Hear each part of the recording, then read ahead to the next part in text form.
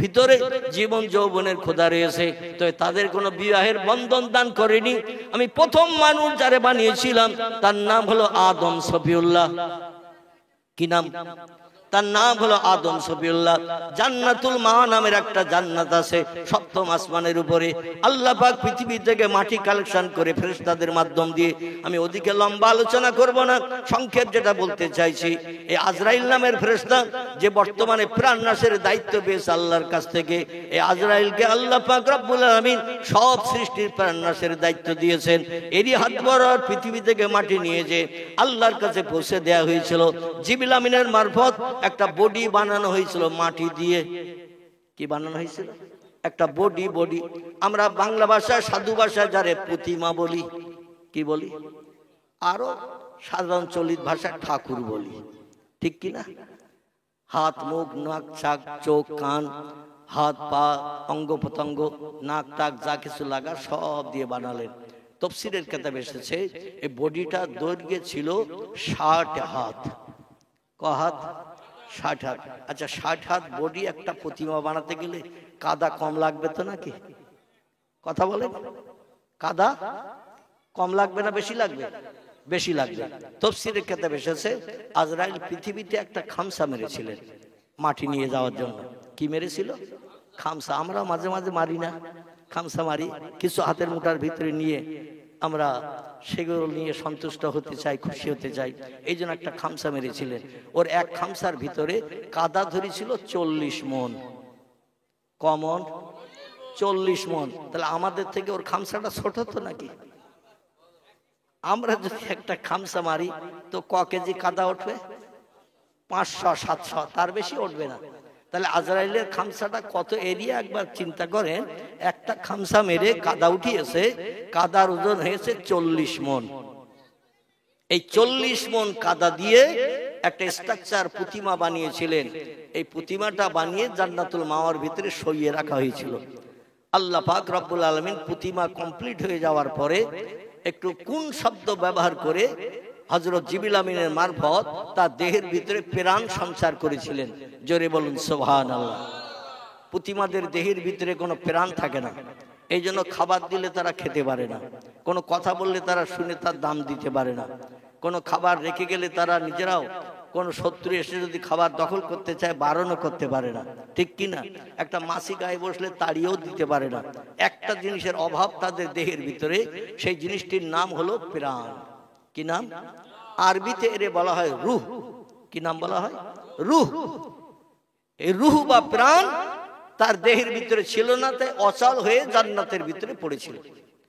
আল্লাহ বলেন, জিবরিল দেহের ভিতরে প্রাণ ঢুকিয়ে দাও।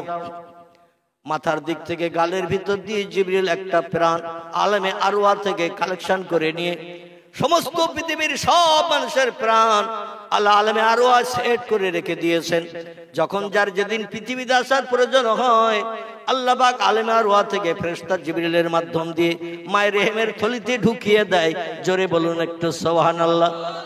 আলমে আরওয়াহ যত প্রাণ আছে, এই সব প্রাণ খতম না হওয়া পর্যন্ত দুনিয়া ধ্বংস হবে না। সমস্ত প্রাণগুলো আল্লাহ পাক আলেম আরওয়াহ থেকে নিয়ে এই পৃথিবীতে মায়ের গর্ভে পাঠিয়ে দুনিয়ায় জন্মগ্রহণ করাবেন এবং তাদের কাজকর্মের বিচার আল্লাহ হাসরের ময়দানে করে কেউ বা হবে জান্নাতি, কেউ বা হবে জাহান্নামী। জোরে বলুন একটু আমিন। জিবরিল আমিন তিনবার দেহের ভিতরে প্রাণ ঢুকিয়ে দিল। হাত যেই বার করে নাই, দেহ থেকে প্রাণটা বার হয়ে যায়। আল্লাহ ডেকে বলে, মা হালুকা মা করগা ইয়া রুহুল আমিন। ও আমার ফেরেশতা জিবরিল, খবর কি? জিবরিল বলছে, আল্লাহ প্রাণ ঢুকিয়ে দিলাম অচল দেহ সচল বানানোর জন্য, কিন্তু যেই হাত বার করি সঙ্গে সঙ্গে আমার হাতের সঙ্গে প্রাণটাও বার হয়ে আসে। অচল দেহ অচলই রয়ে গেছে। আল্লাহ বলেন, আবার দাও, আবার দাও। এইভাবে তিনবার দিল, তিনবার হাত বার করে নিল। অন্ধকার দেহের ভিতরে প্রাণ থাকতে চাইলো না।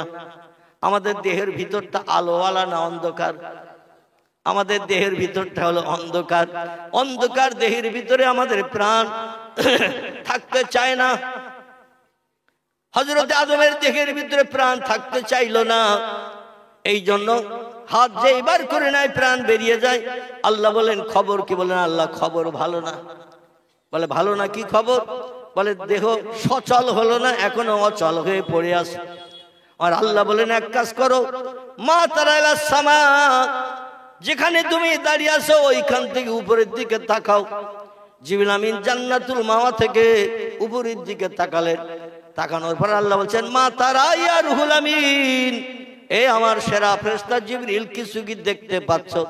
জিবরিল বলে নাম ইয়া রব্বি, আমি দেখতে পাচ্ছি আপনার আরশের নিচে একটা উজ্জ্বল তারকা জল জল জল জল করে জ্বলছে। জোরে বলুন একটু সুবহানাল্লাহ। একটা উজ্জ্বল তারকা জ্বলছে। আল্লাহ বলেন এই তারকাটা পূর্বে দেখেছো? জিবরিল বলে লা ইয়া রব্বি, আমি জান্নাতের ভিতরে বহু লাইট বহু আলো দেখেছি, কিন্তু এই সুন্দর দর্শনীয় উজ্জ্বল তারকাটা আমি কোনোদিন জান্নাতও দেখিনি। আপনার আরশের দিকে মাঝে মধ্যে তাকাই উপরের দিকে, কিন্তু এই আলোটা দেখিনি, আজকে দেখলাম। আল্লাহ বলেন এ জিবরিল মা হিয়া, ও আলোটা কি তুমি কি জানো? জিবরিল বলছেন লা ইয়া রব্বি, যেটা আপনি আমারে জানান সে সম্পর্কে আমি অবগত হই, যেটা জানান না তার খবর আমি রাখি না। আল্লাহ বলেন শোনো, সমস্ত সৃষ্টির পূর্বে আমি যারে বানিয়েছিলাম সেই হলো এই নূরের প্রদীপ, এই লাইটের নাম হলো মুহাম্মাদুর রাসূলুল্লাহ।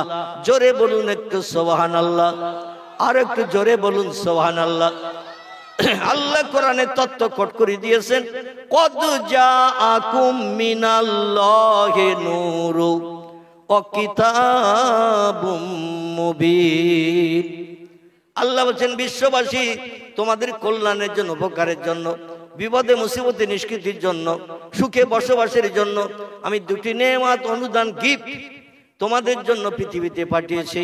একটির নাম হলো কদ জাআকুম মিনাল্লাহি নূর, আমার তরফ থেকে একটা উজ্জ্বল প্রদীপ আলো লাইট পৃথিবীতে তোমাদের জন্য পাঠিয়েছি। বিখ্যাত তাফসীরি কারকেরা কোরআনের তাফসীর লিখেছেন, যারা অধিকাংশ তাফসীর কারক একমত হয়ে লিখেছেন আল্লাহ যে নূরের কথা বললেন মানুষের কল্যাণের জন্য, উপকারের জন্য পৃথিবীতে পাঠিয়েছেন। এই নূরটি অন্য কেউ নয়, এই নূরটির নাম হলো নূরে মুহাম্মাদি সাল্লাল্লাহু আলাইহি সাল্লাম। জোরে বলুন একটু সুবহানাল্লাহ। একটি জয়ীব হাদিসের ভিতরে এসেছে আউয়ালু মা খালাকাল্লাহু নূরি, যদিও ব্যাখ্যাকারীরা মুহাদ্দিসরা এই হাদিস শরীফটাকে জয়ীব দুর্বল হাদিস বলেছেন, তো আমাদের ফুরফুরা শরীফের দাদা হুজুর পীর কেবলার কনিষ্ঠ সাহেবজাদা, যার নাম ছিল জুলফিকার আলী সিদ্দিকী, আমরা যাকে ছোট হুজুর বলে জানতাম, আমাদের এলাকায় যেথায় তিনি জলসায় আসতেন এই হাদিস শরীফটা তিনি বর্ণনা করে ব্যাখ্যা করতেন। জোরে বলুন একটু সুবহানাল্লাহ। যিনি ছিলেন আল্লাহর একজন অলি বান্দা, অন্তরের চোখ অন্তরের কান আল্লাহ যাদের খুলে দিয়েছিলেন, তিনি কিন্তু হাদিসটা প্রতিটি জলসায়, অধিকাংশ জলসায় তিনি বর্ণনা করতেন। আল্লাহ পাক সর্বপ্রথম যেটা বানিয়েছিলেন সেটা জিবরিল আমিন নয়, ইসরাফিল নয়, মিকাইল নয়, জান্নাত নয়, জাহান্নাম নয়, অন্য কিছুই আল্লাহ বানাননি। প্রথম যেটা বানিয়েছিলেন সেটা হলো নূরে মুহাম্মাদি সাল্লাল্লাহু আলাইহি সাল্লাম। আর নূরে মুহাম্মাদি থেকে কিঞ্চিত কিঞ্চিত নিয়ে আল্লাহ পাক বাকি সৃষ্টিগুলো সব বানিয়েছেন। চিল্লায় বলুন একটু সুবহানাল্লাহ। আল্লাহ বলেন ওই লাইটের দিকে দৃষ্টি নিক্ষেপ করো। লাইট জিবরিল দেখলেন, আল্লাহ বলেন মা তারা কি দেখছো? বলে একটা উজ্জ্বল লাইট জ্বলতে দেখছি। আল্লাহ বলেন লাইট থেকে কিঞ্চিত আলো নাও। ওই লাইট থেকে কিঞ্চিত আলো তুমি তোমার কুদরতি হাত, তোমার যে হাত দিয়েছি ওই হাত বাড়িয়ে দাও, আমি আল্লাহ আমার আরশ কুরসির নিচে থেকে ওই লাইটের কিঞ্চিত আলো তোমার হাতে দিয়ে দেব। আল্লাহ পাক তার হাতে একটু আলো দিয়ে দিলেন। ওই নূরে মুহাম্মাদির লাইট থেকে আলোটা নিয়ে আল্লাহ বলেন আগে ওই দেহের ভিতরে ঢুকিয়ে দাও, দিয়ে দেহের অন্ধকারটা দূর করো, তারপরে এবার প্রাণটা ঢুকিয়ে দাও, দিয়ে দেখো প্রাণটা সেট হয় কিনা। নূরে মুহাম্মাদির লাইট বিশ্ব নবীর কাদামাটির দেহের ভিতরে যেই ঢুকিয়ে দেয়া হলো, আদমের দেহের ভিতরে যেই ঢুকিয়ে দেয়া হলো, দিয়ে দেহটা অন্ধকারটা দূর হয়ে গেল। এবার প্রাণটা চতুর্থবার যখন ঢুকিয়ে দিলেন, প্রাণটা হাতের সঙ্গে আর বার হয়নি, প্রাণটা দেহের ভিতরে সেট হয়ে গেছে। জোরে বলুন একটু সুবহান। অচল দেহ সচল হয়ে গেছে। এই অচল দেহ প্রাণ পাওয়ার কারণে যেই সচল হয়ে গেল, দেহটা জান্নাতের জমিন থেকে উঠে বসেই জবান দিয়ে আওয়াজ তুলেছেন আলহামদুলিল্লাহ। কি আওয়াজ তুলেছে? আলহামদুলিল্লাহ। আর আমরা রাস্তায় যদি ইটের মাথায় হোঁচট খাই তো আমরা বলি বাপ গো, যদি খয়ের মাথায় হোঁচট খাই বলি মা গো, বাপ রে, মা রে, বিপদে মুসিবতে পড়লো আল্লাহর নামের আওয়াজ আমাদের জবানে জারি হয় না। আর আদম যেই প্রাণ পেলেন, দেহটা অচল দেহ যেই সচল হয়ে গেল, সঙ্গে সঙ্গে বললেন আলহামদুলিল্লাহ। সবাই একটু বলুন, আগামী দিন সকালবেলা নাও বেঁচে থাকতে পারি, ঠিক কি না? তো আল্লাহর নামের একটু প্রশংসা করে যেন কবরে যেতে পারি।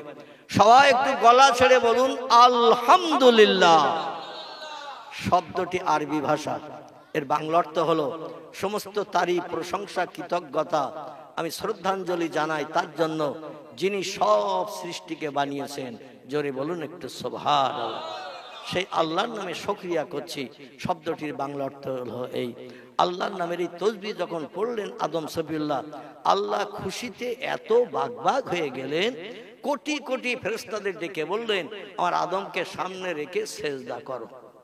কারণ প্রাণ পেয়েই যখন আমার নামে তসবিহ পড়েছে, আমার মানুষ বানানো সার্থক হয়েছে, আমার মানুষ বানানো সার্থক হয়েছে।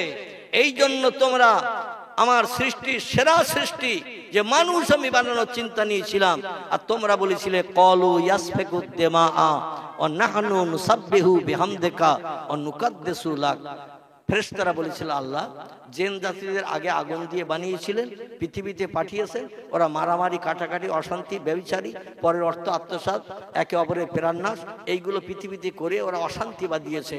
আল্লাহ এই জন্য জেনেদের অত্যাচার, উৎপীড়ন, পৃথিবীর জমিনে অসভ্যতা আপনি তো পছন্দ করছেন না বলে আবার একটা নতুন সৃষ্টি পৃথিবীতে পাঠাতে চাচ্ছেন আপনার ইবাদতের জন্য। আল্লাহ সেটা বানাবেন কাদামাটি দিয়ে, তো মানুষ আর বানাতে হবে না। মানুষ বানালে ওরা পৃথিবীতে জেনেদের মতো মারামারি করবে, রক্তক্ষয়ী সংগ্রাম করবে, একে অপরের সঙ্গে হিংসা বিদ্বেষ করবে, অশান্তি করবে, গালিগালাজ করবে, একে অপরের মাল আত্মসাৎ করে খাবে, একে অপরের প্রাণ নাশ করবে, জেনেরা যেমন করছে। মানুষ বানাতে হবে না। আল্লাহ বললেন ক্বালা ইন্নী আলামু মা লা তা'লামুন। আল্লাহু আকবার। আল্লাহ বলছেন আমি যা জানি তোমরা তা জানো না। তোমরা বলছো জেনেদের দিকে দৃষ্টিক্ষেপ করে মানুষ বানিয়ে পৃথিবীতে পাঠালে ওরাও জেনেদের মতো মারামারি, কাটাকাটি, অশান্তি করবে, কিন্তু আমি আল্লাহ যা জানি তোমরা তা জানো না। তোমরা বারণ করলেও বানাবো আর অনুমতি দিলেও বানাবো। আমি বানিয়ে তোমাদের দেখিয়ে দেব মানুষ পৃথিবীতে অশান্তি করবে না। জোরে বলুন সুবহানাল্লাহ। আচ্ছা, এখন আমরা অশান্তি করি না? আল্লাহরে নেই আমরা? কথা বলে আবার বাবাজি মাথা নাড়া দিয়ে বলছে নেই। আচ্ছা, নেই যদি আপনি বলেন, তাহলে আজকের আপনাদের এলাকায় কোনো মসজিদ আছে?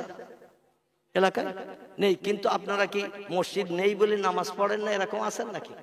ইমানদার, মোমেন, দাড়িওয়ালা, টুপিওয়ালা এরকম মানুষ, এরা বাড়িতেও নামাজ পড়ে না পড়ে। এখন যেটা আমি আপনাদের কাছে বলতে চাইছি, মসজিদে মুয়াজ্জিন সাহেব কবার আজান দেয়? 5 বার। আচ্ছা, মুয়াজ্জিন সাহেবের আজানের প্রথম ওয়ার্ড শব্দটা কি? আল্লাহু আকবার। এই আল্লাহু আকবার শব্দ দিয়ে মুয়াজ্জিন আজান ধ্বনি দেয়। আর মুয়াজ্জিন আজান দিলে প্রত্যেকটি মুমিন মুসলমান ইমানদারদের কর্তব্য হলো দুনিয়ার ব্যবসা বাণিজ্য, কাজকর্ম, বিবি বাচ্চার মায়া মহব্বত ছেড়ে শান্তি সজ্জা বিছানায় লাথি মেরে মসজিদে বা জামাত নামাজে হাজির দিতে হবে। এটা মুসলমানদের কাজ কিনা? এটা হলো ফরজ, অবশ্য কর্তব্য, আল্লাহর হুকুম। কিন্তু আমরা কি মুয়াজ্জিনের আজানের মর্যাদা দেই? কথা বলে আমরা মুয়াজ্জিনের আজানের মর্যাদা দেই না। আমরা একটু রমজান মাসে রোজা রাখি। কিছু কিছু মুসলমান আছে শিবলি সাহেব মার্কা। কি সাহেব বললাম? শিবলি, খেজুর গাছ কাটে যারা, ও সপ্তাহে একদিন করে খেজুর গাছের মাথা একটু চেঁচে দেয়, আর পরের দিন সকালবেলা 1 কলসি জিরেন রস পায়। এ ঠিক বললাম না ভুল বললাম? আচ্ছা, ওই খেজুর গাছের মাথার থেকে তারপরের দিন যে রস বার হয় ওটা জিরেন তো? ওটা কি রস? ওলা রস। আচ্ছা, তারপরের দিন 3 দিনের দিন ওটারে বলা হয় নিম ঝরা। মানে ও কিন্তু আর প্রথম দিনের রসের মতো মিষ্টি মধুর হবে না, ও হবে তিতো। ঠিক কি না? রমজান মাসে একটু রোজা রাখলাম, একটু মসজিদে গেলাম, রমজানের রোজা রেখেছি তাই, আর রমজান পেরিয়ে গেছে, টুপি আড়ার মাথায় উঠে গেছে। ঠিক না ভুল? টুপি আড়ার মাথায় উঠে গেছে। পাঞ্জাবি কোন বস্কার ভিতরে ঢুকেছে আল্লাহই খবর রাখে। ঈদের দিন একটু পাঞ্জাবির খবর হবে। ঠিক বললাম না ভুল বললাম? বছরের 2 দিন একটু পাঞ্জাবির খোঁজ হয়। আর সারা বছর প্যান্ট আর শার্ট। ঘোড়া যেমন দাঁড়িয়ে দাঁড়িয়ে পেশাব করে, দাঁড়িয়ে খায়, দাঁড়িয়ে ঘুমায়, ঘোড়ার যেমন সব কাজ দাঁড়িয়ে, মুসলমান বর্তমানে এমন পোশাক পরা শুরু করেছে, এরাও এখন আর বসে পেশাব করার সুযোগ পায় না। এরাও ঘোড়ার মতো দাঁড়িয়ে দাঁড়িয়ে খানাখন্দক, বাগান, বিল সব ভরাট করে দিয়ে দিচ্ছে।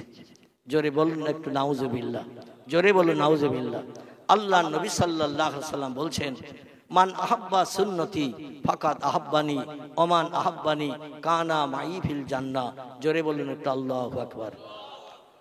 রাসূল বলছেন, যে লোকটি আমার মতো মাথায় টুপি দিল, আমার মতো মুখে দাড়ি রাখলো, আমার মতো হাঁটুর নিচে লম্বা জামা পরিধান করে রাস্তাঘাটে, পথে, হাটে, মাঠে, মার্কেটে, বাজারে, শ্বশুর বাড়ি, জামার বাড়ি, যেথাই যাক না কেন, আমি মুহাম্মদ আমার বাহ্যিক সুন্নত হলো তিনটি। একটি হলো মাথার টুপি, 2 নম্বর মুখের দাড়ি, 3 নম্বর হাঁটুর নিচে লম্বা জামা।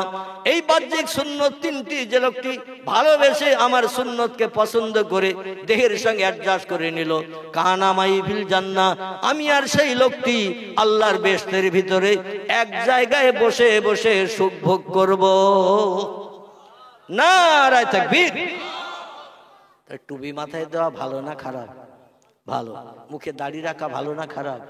কিন্তু আমাদের যুবক ভাইদের এমন চিন্তা ভাবনা, এক্ষুনি যদি 24 বছর বয়সে, 30 বছর বয়সে মুখে দাড়ি রাখি, তাহলে আমি বুড়ো দাদার মতো হয়ে যাব, কোনো যুবতী মেয়ে আমার দিকে আর ফিরে তাকাবে না। ঠিক বললাম না ভুল বললাম? যুবতী না তাকায় না তাকাক, ওরা তাকালে তো তোমার চোখের জেনা হবে। তুমি হাত দিয়ে কোনো খাবার অবৈধ মেয়ের হাতে তুলে দিলে হাতের জেনা হবে। জেনা শুধু গুপ্তঙ্গের হয় না, চরিত্র নষ্টের শুধু জেনা হয় না, জেনা চোখের হয়, জেনা কানের হয়, জেনা ঠোঁটের হয়, জেনা জিভের হয়, জেনা পায়ের হয়। কোন অবৈধ মেয়ে রাত 1:30টার সময় ফোন করেছে, অমুক জায়গায় তোমার যেন কাল 4:30টার সময় বিকালে পাই। ও সারা রাত বলছে আল্লাহ কখন সকাল হবে, আর তাড়াতাড়ি কাজ সেরে বিকাল 4:30টায় যেতে বলেছে, 3:30টায় যে হাজির দেবো 1 ঘন্টা আগে। এখানকার ছেলেরা ভালো। এই জিরাকপুর তো নাকি জায়গা না, জিরাকপুরের ছেলেরা ভালো, এরা মোবাইল মোটে ব্যবহার করে না, আর রাতের বেলা সুইচ অফ করে রাখে, যাতে অবৈধ কোনো মেয়ে যেন ফোন করার সুযোগ না পায়। এখানকার ছেলেদের নামে কোনো বদনাম দেব না, কারণ আমার আবার বাড়ি যাওয়া দুষ্কর হবে। ঠিক কি না? স্লোগান দেবে, হুজুরে ধর খা কত কষে নেই, আমাদের নামে বদনাম দিয়েছে। আজ মোবাইল হলো অপকর্মমূলক কাজের 1 নম্বর হাতিয়ার। চরিত্র নষ্টের মূল কারখানা হলো মোবাইল। ঠিক বললাম না ভুল বললাম? এই মোবাইল মেশিন কাছে থাকলে দিনের বেলা, দিনের ভিতরে 24 ঘন্টা, রাত দিনের ভিতরে যত সময় না ঘুমাবেন, আপনার যে কত মিথ্যা কথা বলতে হয় তার ঠিক ঠিকানা নাই। আল্লাহ রাসূল জানিয়েছেন, আল কিযবু উম্মুজ জুনুব, মিথ্যা হলো পাপের মা। তিরমিজি শরীফের হাদিস। রাসূল বলছেন, যে লোকটি একটা বার মিথ্যা কথা বলে, একটানা 40 দিন তার কোনো ইবাদত বন্দেগী আল্লাহর দরবারে কবুল হয় না। জোরে বলুন একটু নাউজুবিল্লাহ। কতদিন? 40 দিন। একটা বার মিথ্যা কথা বললে 40 দিন নামাজ কালাম কোরআন তেলাওয়াত জিকির আজকার কিছুই আল্লাহর দরবারে কবুল হবে না। 40 দিন পর্যন্ত আপনার মিথ্যার সংশোধনের জন্য আল্লাহ সময় দিয়েছেন। আচ্ছা, 39 দিনের মাথায় যে যদি আবার একটা মিথ্যা বলে, 40 পার হয়নি, 39 দিনের মাথায় ওইখান থেকে আবার ঠেলা হবে 40 দিন।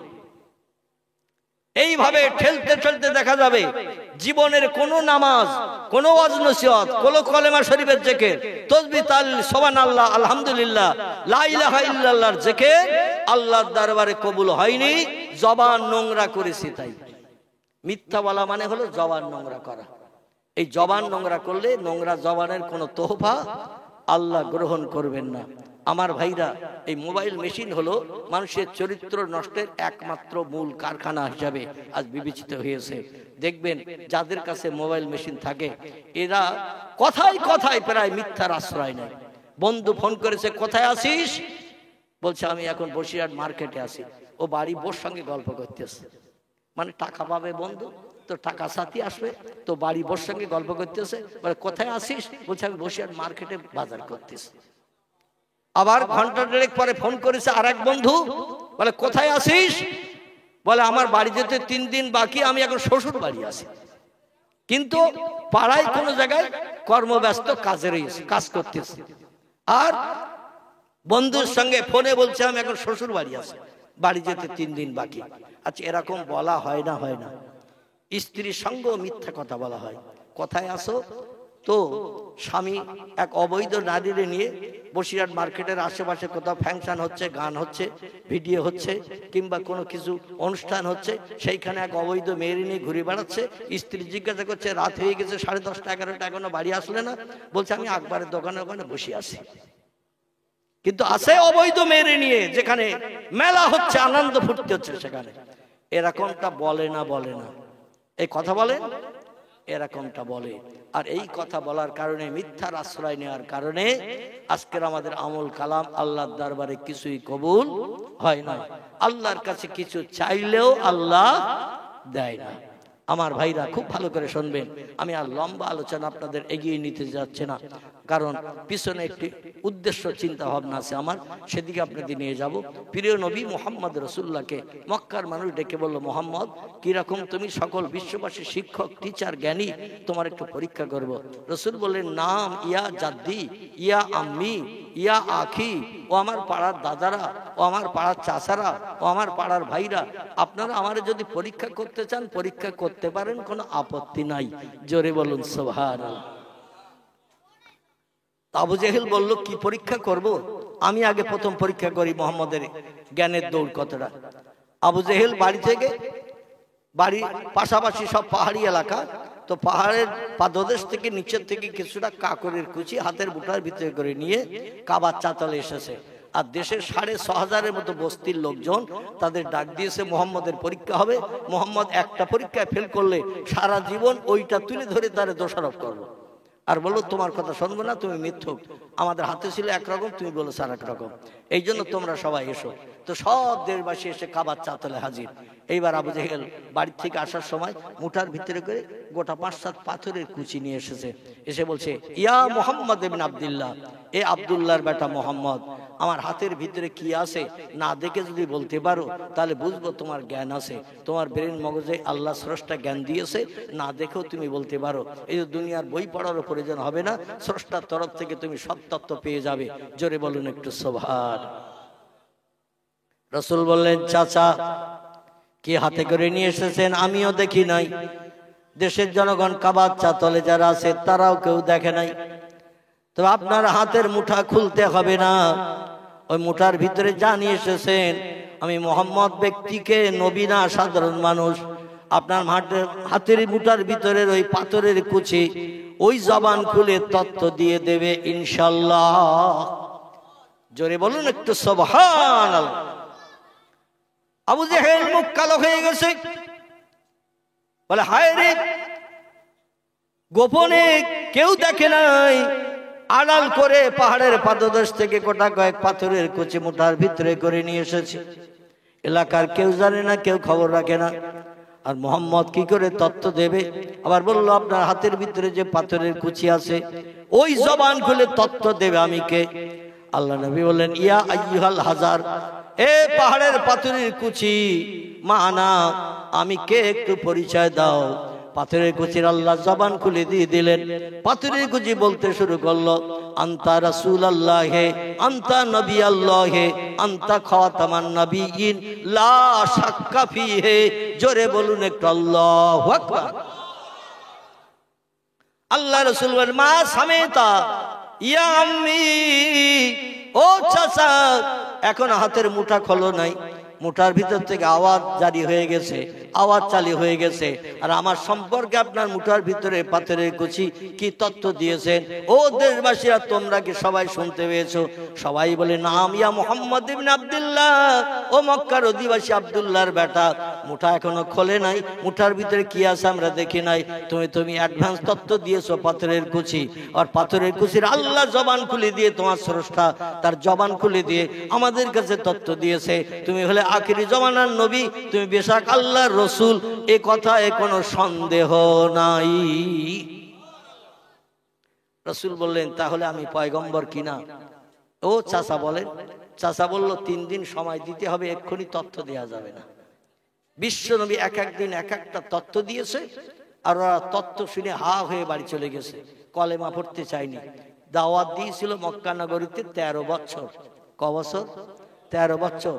শেষে যখন সব প্রশ্নের উত্তর পয়গম্বর এক এক করে দিল, ওরা বলল মোহাম্মদ কি বড় জাদুকর, তার ঠিক নাই। ও মোহাম্মদ, আমরা একটা প্রশ্ন নিয়ে এসেছি। আল্লাহ রাসূল বললেন, মা সালাকা ইয়া আম্মি ইয়া জাদ্দি, ও পাড়া দাদারা চাচারা, কি প্রশ্ন আবার নিয়ে এসেছো? বলে, আমাদের এই মক্কা নগরী থেকে একদল ব্যবসায়ী, 15 থেকে 16 জন ব্যবসায়ী সিরিয়ার দেশে ব্যবসা করতে চলে গেছে 1.5 মাস আগে। ক মাস? 1.5 মাস আগে ব্যবসা করতে চলে গেছে সিরিয়ার দেশে। বর্তমানে আমাদের ধারণা তারা ব্যবসা করে টাকা পয়সা নিয়ে মক্কা নগরীতে বিবি বাচ্চার মায়ায় ফিরে আসছে, কারণ 1.5 মাসের মতো হয়ে গেছে। বর্তমানে আজকের এই দুপুর বেলা আমাদের দেশের ব্যবসায়ীরা কোথায় কোন জায়গায় আছে, এই তত্ত্বটা মক্কা নগরীর কাবার চাতলে দাঁড়িয়ে যদি তত্ত্বটা সঠিক বলতে পারো, তাহলে আমরা সন্দেহ করব না তুমি আল্লাহর পয়গম্বর, আমরা সবাই মেনে নেব, বিশ্বাস করব। জোরে বলুন সুবহান। রাসূল যখন নিজের মগজ ধলাই করে কোনো তথ্য দিতে পারতেন না, একটু মাথাটা আকাশের দিকে উঁচু করতেন। আল্লাহ কোরআনে জানিয়ে দিলেন, মা ইয়ান্তিকু আনিল হাওয়া ইন হুয়া ইল্লা ওয়াহয়ুহা। জোরে বলুন একটু আল্লাহু আকবার। আল্লাহ বলেন, হাবিব, আপনার ব্রেন মগজে যখন কুলাবে না, কোন প্রশ্নের সম্মুখীন, কঠিন প্রশ্নের সম্মুখীন যখন হবেন, একটু মুখটা আকাশের দিকে উঁচু করবেন। আমি আল্লাহ আমার কুদরতি চোখে আপনাকে আমি সাহারা দেব, পাহারা দেই, সবসময় আপনার দিকে নজর রাখি। আকাশের দিকে যে মুখ উঁচু করবেন, আমার রহমতের দরজা আপনার জন্য খুলে দেব। সব সমস্যার সমাধান আমি জিবরিল আমিন মারফত আপনার কাছে উত্তর দিয়ে পাঠিয়ে দেব। জোরে বলুন একটু সুবহানাল্লাহ। কোন প্রশ্নের সম্মুখীন যখন হবেন, নিজের মগজ ধলাই করে কোনো উত্তর দেবেন না, কারণ একটা উত্তর যদি ওরা ভুল পেয়ে যায়, ওইটা তুলে ধরে আপনাকে ঠাট্টা বিদ্রুপ করবে, অপমান করবে। ওই দিন তুমি তো সঠিক তথ্য দিতে পারোনি, তোমার মগজের জ্ঞান লোপ হয়ে গিয়েছিল, মগজের জ্ঞান কম হয়ে গিয়েছিল। এই জন্য নিজের তরফ থেকে কোনো প্রশ্নের উত্তর দেবেন না। ইন হুয়া ইল্লা ওয়াহয়ুহা, আমার তরফ থেকে আসমানি জ্ঞান জিবরিল আমিন মারফত আপনার কাছে যখন না পৌঁছাবে, তত সময় জবান বন্ধ করে রাখবেন। জিবরিল এসে যখন তথ্য দেবে, সেই তথ্যটা জনগণকে জানিয়ে দেবেন, কারণ আল্লাহু আলিমুন বিজাতিস সুদূর, আমি আল্লাহ হলাম সব জ্ঞানীর সেরা জ্ঞানী। বান্দাদের অন্তরে গোপন খবর রাখি, বান্দা চোখের ইশারায় যে কথা বলে সেটাও পর্যন্ত আমি আল্লাহ বুঝি। জোরে বলুন একটু সুবহানাল্লাহ। আমার ওহী অপেক্ষা করবেন। আল্লাহ পাকের পয়গম্বর মাথার আকাশের দিকে উঁচু করেছেন, সঙ্গে সঙ্গে আল্লাহ বলে, ইযহাব ইয়া জিবরিল ইলা রাসূলিহি, ও আমার ফেরেশতা জিবরিল রে, তাড়াতাড়ি করে আমার পয়গম্বরের কাছে যা। মক্কার মানুষ প্রশ্ন করেছে, আমার পয়গম্বরের কাছে জানতে চেয়েছে। মক্কার অধিবাসী 15 থেকে 16 জন ব্যবসায়ী সিরিয়ার থেকে সংসারের উন্নতির জন্য সিরিয়ার দেশে ব্যবসা করতে গিয়েছে। এখন বর্তমানে তারা কোথায় কোন জায়গায় আছে, এই তথ্যটা জানতে চাইছে। যেটা আমরা দেখতে পাই না, সেটা দেখতে পাই কে? জোরে বলেন। আমরা যে খবর জানতে পারি না, সেটা আগে জানতে পারে কে? আমরা যে কাজটা তাড়াতাড়ি করতে পারি না, সে কাজটা তাড়াতাড়ি করতে পারে কে? সে কাজটি করতে পারেন আল্লাহ, সেটা দেখতে পান আল্লাহ। সে খবরটা সবার আগে শোনেন আমার আল্লাহ। আল্লাহ বলছেন, জিবরিল আমার নবীর কাছে খবর পৌঁছে দে, আমার নবীরে বলে দে, বর্তমানে মক্কার অধিবাসী ব্যবসায়ীরা মদিনা থেকে 8 কিলোমিটার দূর মক্কার দিকে যেতে একটি জায়গা আছে, জায়গাটির নাম হলো জুল হলাইফ। কি নাম বললাম? এই জায়গাটির নাম হলো জুল হলাইফ। ওইখানে মক্কার ব্যবসায়ীরা ক্লান্ত পরিশ্রান্ত হয়ে, কিছু খেজুর গাছ আছে ওইখানে, খেজুরের বাগান, ওই বাগানের খেজুর গাছের পাতার ছায়ায় বসে বসে বিশ্রাম করছে। বর্তমানে এই সময় আমার নবীকে যে তথ্যটা জানিয়ে দাও, আমার নবী যেন প্রশ্নের সম্মুখীন হয়ে লাজবাব না হয়। জোরে বলুন একটু সুবহানাল্লাহ। এই জন্য হাদিস শরীফে পয়গম্বর জানিয়েছেন, মান কানা লিল্লাহি কানাল্লাহু লাহু, যে লোকটি আল্লাহর আপন হয়ে যায়, আল্লাহ তার আপন হয়। জোরে বলুন একটু সুবহানাল্লাহ। আমরা তো মেম্বারের আপন, প্রধানের আপন, এমএলএর আপন, বন্ধুর আপন, এমন করে স্ত্রীর আপন, স্ত্রী যেটা বলে সেটা শুনি। বাপ মাকেও পর্যন্ত মাঝে মাঝে গলা ধাক্কা দিয়ে থাকে। তবে আপনাদের এখানে এরকম ছেলে টেলে নাই। অনেক জায়গায় এমন খবরও পাওয়া যায়, বাপ মারে বৃদ্ধাশ্রমে যে রেখে এসেছে সংসার জীবনে স্ত্রীকে নিয়ে সুখ ভোগের জন্য, এমনকি গলা ধাক্কান দিয়ে বার করে দিয়ে বলছে, বাপের বাড়ি যা, খেতে আর দেব না। এ বলে না, বলে না? এমন নিদর্শন আছে না নাই? আল্লাহু আকবার। আজকের যাদের ওসিলা করে দুনিয়ার মুখ আমরা দেখলাম, আর আজকে নিজের পায়ে দাঁড়াতে শিখেছি, তাদের আমরা লাথি মেরে গলা ধাক্কান দিয়ে ঘর থেকে বার করে দিয়ে সংসার জীবনে সুখ ভোগে চিন্তা করেছি। একদিন তুমিও বাবা হবে, একদিন তুমিও বুড়ো হবে, তোমার স্ত্রীও একদিন বুড়ি হবে, আর তোমার সন্তানাদের একদিন ওই দাদা দাদির দৃশ্য দেখে তোমাকেও একদিন গলা ধাক্কান দেবে। ঠিক বললাম না ভুল বললাম? কারণ তুমি তোমার বাপ মারে গলা ধাক্কান দিয়ে বার করে দিচ্ছ, তোমার বাচ্চা ছেলেরা দাঁড়িয়ে দাঁড়িয়ে দেখছে, ওরা একদিন যেদিন বড় হবে তোমারও গলা ধাক্কান দেবে। কারণ বাংলা একটা প্রবাদ আছে, দেখা দেখি চাষ, গায়ে গায়ে বাস। একদিন সন্তানেরা তোমার গলা ধাক্কান দেবে, সেদিন বলবে দাদারে দাদিরে মাটির খুঁড়িতে করে খেতে দিয়েছিলে, এমন করে মাটির কোটরায় করে পানি দিয়েছিলে, এখন তোমাদের কেন কাঁচের গ্লাস দেব? তোমাদেরও সেই মাটির কোটরা খুলি রেখে দিয়েছি, এখন তোমাদেরও দেব। কারণ তোমরা অচল, আয় ব্যয় করতে পারো না, কিছু দিতে পারো না। এখন বাপ দাদা কে যেমন পরিচয় দিয়েছিলে, যেমন শিক্ষা দিয়েছিলে, তেমনই হয়ে গেছে। পয়গম্বর মোহাম্মদ রাসূলুল্লাহ মক্কাবাসীদের ডেকে বলেন, এ মক্কাবাসীরা, বর্তমান আজকের এই দুপুর বেলা তোমাদের পাড়া প্রতিবাসী ব্যবসায়ীরা মদিনার দেশের জুল হলাই বলে একটি খেজুর বাগান আছে, ওই জায়গায় গাছের তলায় বসে ক্লান্ত দেহ বিশ্রাম করে একটু ক্লান্তি দূর করছে। জোরে বলুন সুবহানাল্লাহ। বলে ওদের বাড়ি আসতে কতদিন লাগবে? রাসূল বলেন 13 থেকে 14 দিনের মাথায় তারা ঘরে ফিরতে পারবে। ওরা অপেক্ষা করতে লাগলো, তোমার কথাটা কেমন বাস্তব সত্য এটা আমরা একটু যাচাই করব, যাচাই করে দেখব। 13-14 দিনের মাথায় মক্কার ব্যবসায়ীরা 15-16 জন মানুষ ফিরে এসেছে। আসলে কাবার চাতলে তাদের ডেকে বলছে, অমুক দিন এইবার এই সময়ে তোমরা কোথায় ছিলে বলো? সবাই এক বাক্যে বলছে, আমরা চিন্তা ভাবনা করে দেখলাম এখান থেকে 13 মতান্তরে 14 দিন আগে মদিনার দেশের একটি জায়গাটির নাম হলো জুল হলাই, সেখানে কিছু খেজুর গাছের বাগান আছে, ওই বাগানে সূর্যের রৌদ্র থেকে নিষ্কৃতির জন্য গাছতলায় বসে বসে আমরা একটু বিশ্রাম করছিলাম। জোরে বলুন সুবহানাল্লাহ। আল্লাহ নবী বলেন, মা সামেতা ইয়া জাদ্দি ইয়া আম্মি ইয়া আখি, ও পাড়ার দাদারা, ও পাড়ার চাচারা, ও পাড়ার ভাইরা, তোমাদের পাড়া প্রতিবাসী ব্যবসায়ীদের মুখে কি শুনলে? ওরা বলল, মোহাম্মদ তত্ত্বটা শুনলাম ভালো, তবে এখনই তোমার পয়গম্বর বলে মানা যাবে না, আরো কিছুদিন সময় দিতে হবে। জোরে বলো নাউজুবিল্লাহ। কারণ আল্লাহ ওদের অন্তরে মোহর মেরে দিয়েছে। খতামাল্লাহু আলা কুলুবিহিম ওয়া আলা সামিহিম ওয়া আলা আবসারিহিম গিশাওয়াতু ওয়া লাহুম আযাবুন আযীম। জোরে বলুন একটা আল্লাহু আকবার।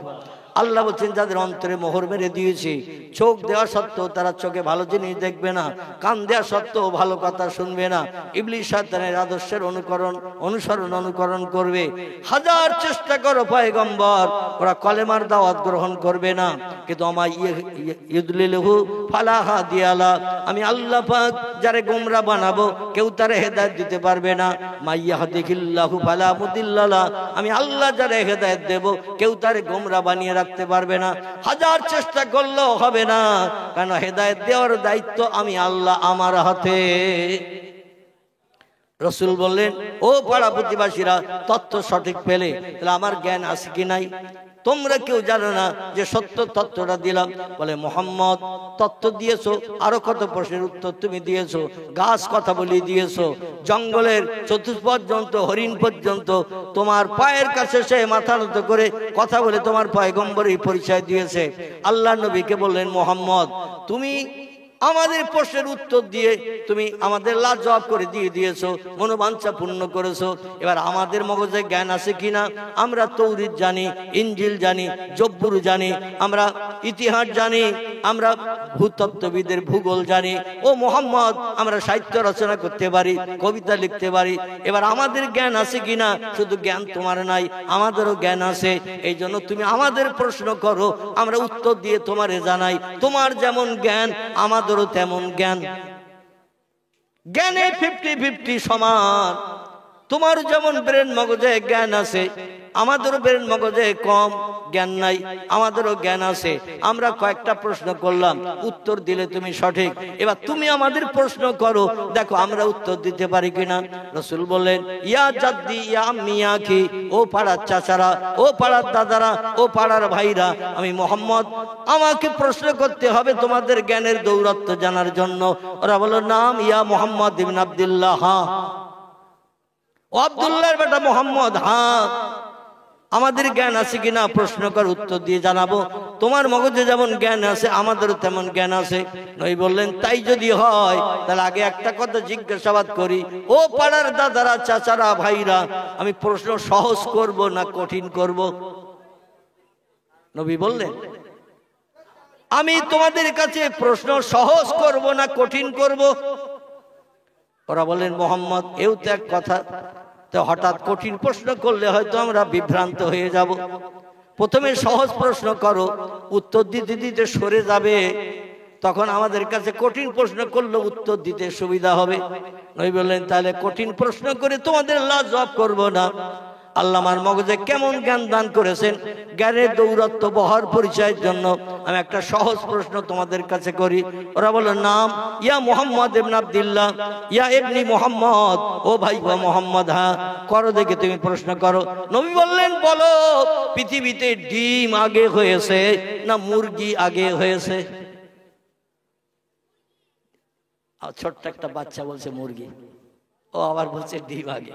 মনে এখনো সঠিক সিদ্ধান্ত নিতে পারেনি। তো ও যে কথা বলছে এটাই ওর সাব্বাস।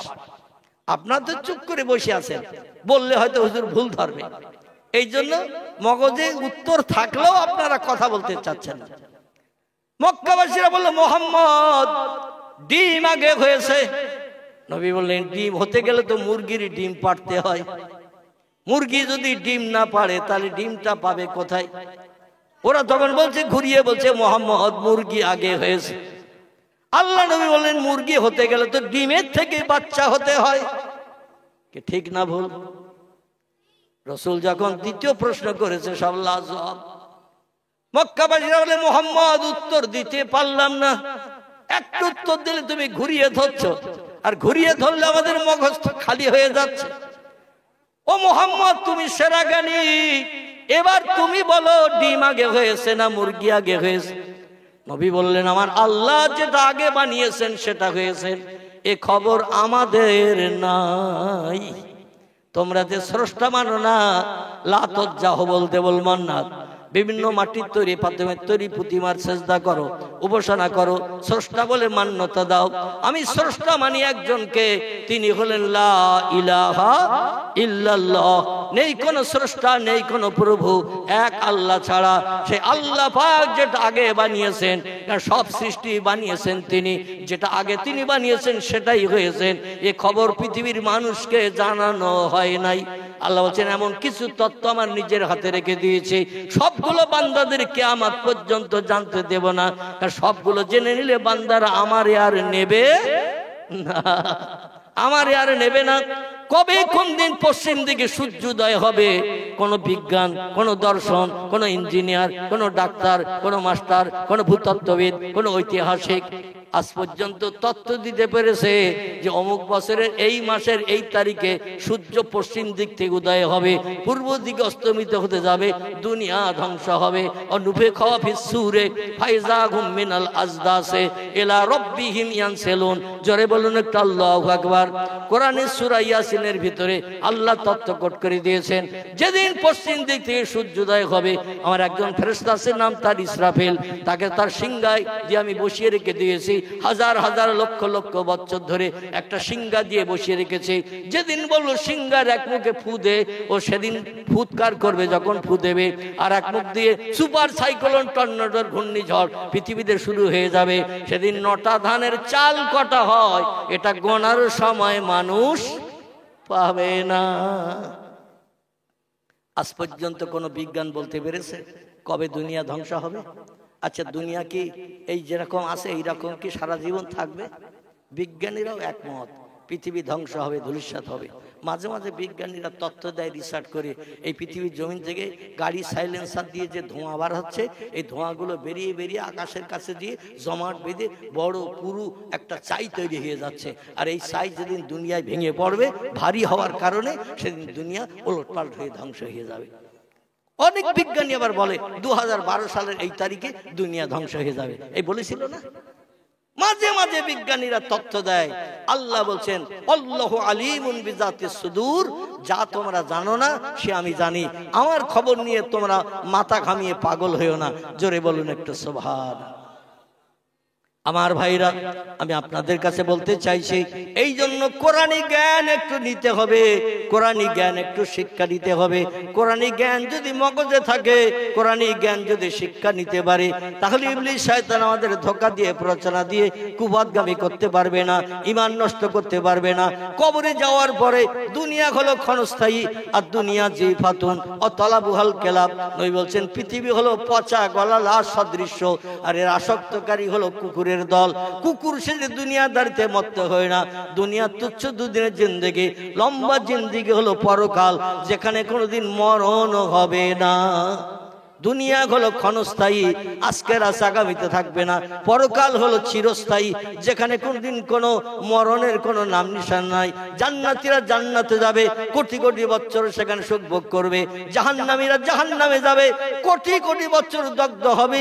লা ইয়ামুতু ওয়া লা ইউখরিজ ফিহা, জাহান্নাম এমন একটা জায়গা, মরণ কোনোদিন আগুনে পুড়ে কারো হবে না। আর কোন বন্ধু এসে বাইরে বার করে ওই লোকটার স্বস্তি দিতে পারবে না। স্বস্তি দেবেন যিনি, উপকার করবেন যিনি, তিনি হলেন সাইয়্যিদুল আম্বিয়া রাহমাতাল লিল আলামিন, খাতামান নবিয়্যিন, শাফিয়াল মুজনাবিন, রাহিতুল আশিকিন, মুরাদুল মুস্তাকিন, সিরাজুস সালিকিন, মিসবাহুল মুকাররাবিন, জাদ্দিল হাসানুল হুসাইন, আবিল কাসিম, যার মধুর নাম মুহাম্মাদুর রাসূলুল্লাহ। জোরে বলুন সাল্লাল্লাহু আলাইহি ওয়াসাল্লাম। নবী বলছেন লা ইয়াদখুলুল জান্নাহ, আমি মুহাম্মদ অত সময় পর্যন্ত আল্লাহর জান্নাতে বেহেশতে ঢুকবো না, হাত্তা ইয়াতাকে ওয়া ইখরিজু মিনান নার, জাহান্নামের আগুন থেকে ওই লোকটারে টেনে বার না করব, যে লোকটি সারা জীবনের আমলনামায় যাররা পরিমাণ সৎ কাজ রয়েছে। আল্লাহ নবী বলছেন যার আমলনামায় সৎ কাজ ভালো কাজ রয়েছে যাররা পরিমাণ, ক্ষুদ্র পরিমাণ, মান ক্বালা লা ইলাহা ইল্লাল্লাহু ওয়া ফি কলবিহি উজনুন জাররাতিন মিন খায়র, রাওয়াহু মুসলিম। পবিত্র মুসলিম শরীফের হাদিস। আল্লাহ নবী বলছেন 100 দানা পরিমাণ কলেমার মর্যাদা নিয়ে কোনো ব্যক্তি যদি কবরে হাজির হয়, তার ওই যাররা পরিমাণ সৎ কাজের জন্য আমি মুহাম্মদ জাহান্নামের আগুন থেকে টেনে বার করে তাকে জান্নাতে না ঢুকানো পর্যন্ত জান্নাতের সুখ আমি উপভোগ করব না। পৃথিবীতে আর যত ধর্মীয় নেতা আছে, রামকৃষ্ণ পরমহংসদেব, বুদ্ধদেব, গৌতম দেব, এমন করে মহাবীর, আচার্য কেশবচন্দ্র সেন, যীশুখ্রিস্ট, মোজেস থেকে শুরু করে এমন করে আর যত ধর্মীয় নেতার নাম আমার ইতিহাস আলকাগুলো দেখতে পাই, কোন ধর্মীয় নেতা হাসরের মাঠে বিপদের দিন জনগণের পাশে দাঁড়াবে এমন তত্ত্ব কেউ দিয়েছে? এমন তত্ত্ব কেউ দিতে পারেনি। রামকৃষ্ণ পরমহংসদেব দেয়নি, বুদ্ধদেব দেয়নি, গুরু নানক দেয়নি, মহাবীরও দেয়নি, আচার্য কেশবচন্দ্র দেয়নি, যীশুখ্রিস্ট দেয়নি, মোজেস দেয়নি, বালক ব্রহ্মচারী কেউ দেয়নি। এ তত্ত্ব দিয়েছেন তিনি, আমাদের পয়গম্বর যিনি। জোরে বলুন একটু সুবহানাল্লাহ।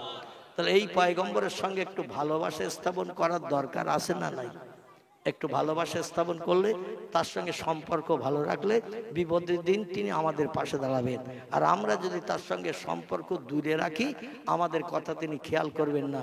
আল্লাহর পয়গম্বর বলছেন লা ইয়াদখুলুল জান্নাহ, আমি মুহাম্মদ তত সময় পর্যন্ত বেহেশতে ঢুকবো না, হুরগেলেমানদের নিয়ে আনন্দ ফুর্তি করব না, সুখ উপভোগ করব না, যত সময় না পর্যন্ত আল্লাহর নামের সঙ্গে আমার নামের কলেমা সারা জীবনে একটা বার মাত্র পড়েছে। কবার? একবার মাত্র পড়েছে। সে লোকটাকেও আমি জাহান্নামের আগুন থেকে টেনে বার করে জান্নাত হালাল বানিয়ে দিয়ে সর্বশেষে আমি মুহাম্মদ জান্নাতে যাব। জোরে বলুন একটু সুবহান। এই জন্য আমাদের ভারতবর্ষের একজন উচ্চ শিক্ষিত ধর্মীয় নেতা, যার নাম হলো গুরু নানক। কি নাম বললাম? শিখেদের ধর্মীয় নেতা যিনি, পাঞ্জাবি বলি যাদের, পাঞ্জাবি আমাদের ভারতবর্ষের একটি অঙ্গরাজ্য, নাম হলো তার পাঞ্জাব। নাম জানেন তো? পাঞ্জাব উত্তরে। এই পাঞ্জাবে জনসংখ্যায় অধিক বাস করে যারা, এরা হলো পাঞ্জাবি শিখ। ওদের ধর্মের নিদর্শন চারটি। কটি বলো? ওদের ধর্মের নিদর্শন চারটি।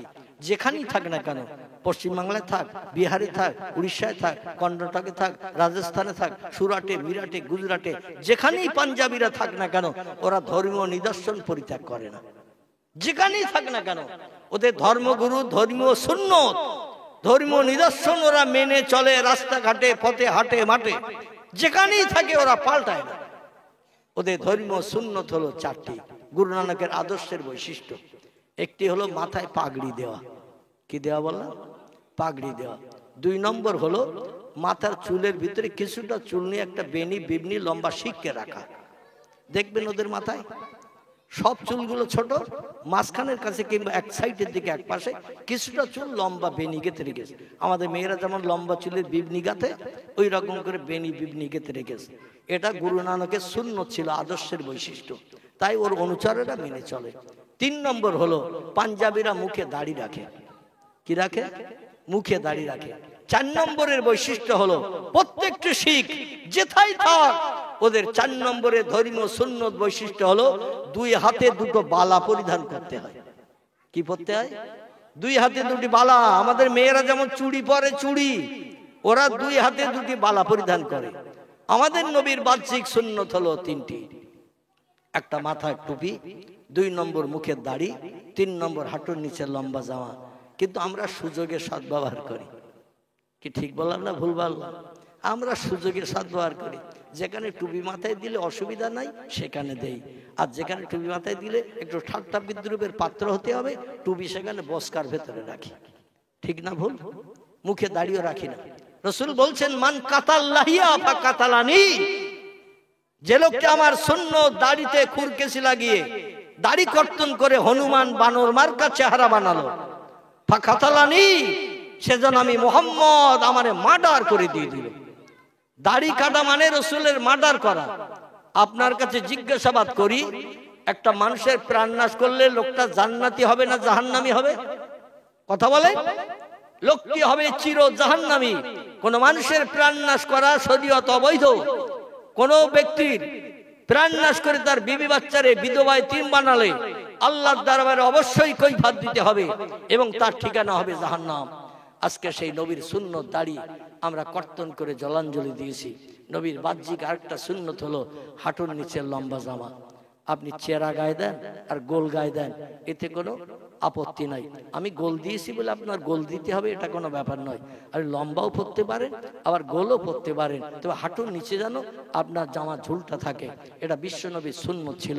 এই 3টি জিনিস যে লোকটি বাস্তবে রূপদান করবে, নবী বলছেন আমি আর সেই লোকটা আল্লাহর বেহেশতের ভিতরে এক জায়গায় বসে বাস করব। জোরে বলুন সুবহানাল্লাহ। বিশ্বনবীর সুন্নত, বিশ্বনবীর আদর্শ বাস্তব জীবনে রূপদান করে আমাদের পালন করে চলতে গেলে কোরআন হাদিসের জ্ঞান আমাদের অর্জন করার দরকার আছে না নাই? আছে। এই জন্য আপনাদের এখানে একটা কোরআনিয়া মক্তব আছে। আমি সেই মক্তবের উদ্দেশ্যে আমি বর্তমান 2টি মর্যাদার অধিকারী হিসাবে আপনাদের কাছে বিবেচিত হয়ে আছি। কটি বললাম? 2টি মর্যাদার অধিকারী হিসাবে। একটি মর্যাদা হলো আল্লাহ পাক আমাকে কঠিন রোগ থেকে বর্তমান মুক্তি দিয়েছেন, তবে পূর্ণ সুস্থতা এখনো পাই নাই। হাদিস শরীফে পয়গম্বর বলছেন, মাজুর অসুস্থ ব্যক্তি আল্লাহর কাছে হাত তুলে দোয়া করলে আল্লাহ মাঝখানে কোনো বেড়া বাধা কিছু পর্দা রাখেন না। অসুস্থ মাজুর ব্যক্তিদের দোয়া আল্লাহ বিদ্যুতের মতো কবুল করে থাকেন। জোরে বলুন সুবহানাল্লাহ।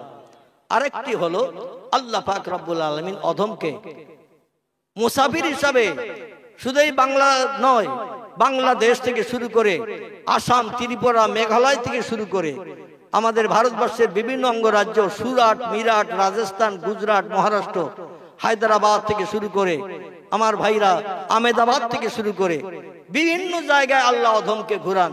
খুব বেশি দিন বাড়ির ভাত নসিবে জোটে না, এই জন্য মুসাফির হিসাবে অধিকাংশ দিন আল্লাহ পাক অধমকে মর্যাদা দিয়ে রেখেছেন। যাই হোক, এখন একটু বাইরে বেরোচ্ছি, যার কারণে আমি দীর্ঘ 2.5 বছর তার বা উপরে আমি ঘর থেকে বাইরে বেরোতে পারতাম না। আল্লাহ পাক সুযোগ দিয়েছেন, কঠিন রোগ থেকে মুক্তি দিয়েছেন। আপনারা শুনলে তাজ্জব হয়ে যাবেন, কম বেশি 3 বছর আমার এই কঠিন কিডনি রোগ থেকে মুক্তি পেতে যে 80 লক্ষের মতো টাকা খরচ হয়েছে। কতটা বলো? 80 লক্ষের মতো টাকা খরচ হয়েছে অপারেশন পর্যন্ত। অপারেশনের পরও 21টা করে ট্যাবলেট দৈনন্দিন 4 বার করে নাভিতে ইনসুলিন দিতে হয়। এখনো জলসা ছেড়ে বাড়ি যেয়ে ইনসুলিন দেব, তারপরে খাবো। আমি যেখানেই প্রোগ্রামে যাই সেখানে খাইটাই না, কারণ আমার বাড়ি এসে ইনসুলিন দিতে হয় খাওয়ার আগে, তারপরে ওষুধ খেতে হয়, তারপরে কিছু খানা খেতে হয়। যাই হোক, যেটা বলতে চাচ্ছিলাম, এই অবস্থায় আল্লাহ পাক অদমকে হায়াতে বাঁচিয়ে রেখেছেন। আপনাদের জন্য একটু খাস করে হাত তুলে দোয়া করব, আল্লাহ মাজুর ব্যক্তির দোয়া কবুল করে আপনাদের সংসারের জীবনকে আল্লাহ যেন সুখের বানিয়ে দেন, সংসারে অভাব অনটন দূর করে দেন, সংসার জীবনকে জান্নাতি সুখে আল্লাহ যেন পরিগণিত করেন। এই জন্য এখানে যে কোরআনিয়া মক্তব আছে, মক্তবের উপলক্ষ করে 2-5 মিনিট, লম্বা সময় নয়, আমি দেখতে চাই আপনারা কোরআনের মহব্বত, নবীর মহব্বত কেমন হৃদয়ে তৈরি করেন। ওয়াজ শুনছেন 1-1.5 ঘন্টা হয়ে গেছে না? হয়েছে না? 1-1.5 ঘন্টার বেশি হয়ে গেছে, এখনো দোয়া সবরে সানি বাকি। আমি 2-5 মিনিট মক্তবের উন্নতির জন্য আপনাদের কাছে হাত পাতবো। 100 টাকা, 200 টাকা, 500 টাকা পকেটে যদি না থাকে প্রতিশ্রুতি দেবেন 1000 টাকা, 2000 টাকা, যাতে কোরআনিয়া মক্তব কিয়ামত পর্যন্ত চালু থাকে। আর কোরআনের শাফাত হাসরের মাঠে যখন কেউ কারো পাশে দাঁড়াবে না, কোরআনের শাফাত আল্লাহ নসিব করিয়ে যেন জান্নাত হালাল বানিয়ে দেন। সকলে বলুন আমিন। যারা এসেছেন পকেটে করে নিয়ে 100, 200, 20, 50 টাকা হাতের ময়লা, আজকের আছে কালকে থাকবে না, কিন্তু আল্লাহর ব্যাংকে জমা করলে আল্লাহ 10 থেকে 70, 70 থেকে 700 গুণ যা হাতে হাতে আল্লাহ দেখিয়ে দিয়ে সংসারে উন্নতি দান করেন। সকলে বলুন আমিন, জোরে বলুন আমিন।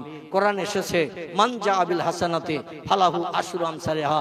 আল্লাহ বলেন আমার ব্যাংকের বইতে আমার কোরআনের ইজ্জতের খাতিরে, মসজিদের খাতিরে, মাদ্রাসার ইজ্জতের খাতিরে, কোরআনি তালিমের জায়গার খাতিরে যারা 1 টাকা দান করে, আমি 10 টাকা হাতে হাতে লাভ দেখাই। যে বান্দা চাওয়ার আগে ভালো কাজে, চাওয়ার আগে দান করে, আমি 10 গুণ থেকে 70, 70 থেকে 700 গুণের যাজা শ্রীবৃদ্ধি করিয়ে আঙুল ফুলিয়ে কলা গাছ বানাই। জোরে বলুন একটু সুবহানাল্লাহ। তাকে অভাব থেকে আমি আল্লাহ সচ্ছলতা, সফলতা দান করি। এই জন্য কে আসেন একটু আসবেন, মাজুর ব্যক্তির হাতে একটু হাত লাগিয়ে 100, 200, 20, 50 যার কাছে যেমন আছে, আমি বাড়তি দাবি করব না, 1000, 2000, 5000 চাইব না, কারণ সেই 1000, 2000, 5000 চাওয়ার জায়গা আলাদা। গতকালকে আমার প্রোগ্রাম ছিল দক্ষিণ 24 পরগনার বজবজ, কোথায় বললাম? বজবজ, যেখানে রেল স্টেশন, নদীপথে যত তেল আসে আমাদের পশ্চিমবাংলায়, ওখান থেকেই দেখবেন ওই লরিতে ভর্তি করে বিভিন্ন জায়গায় সাপ্লাই হয়ে থাকে।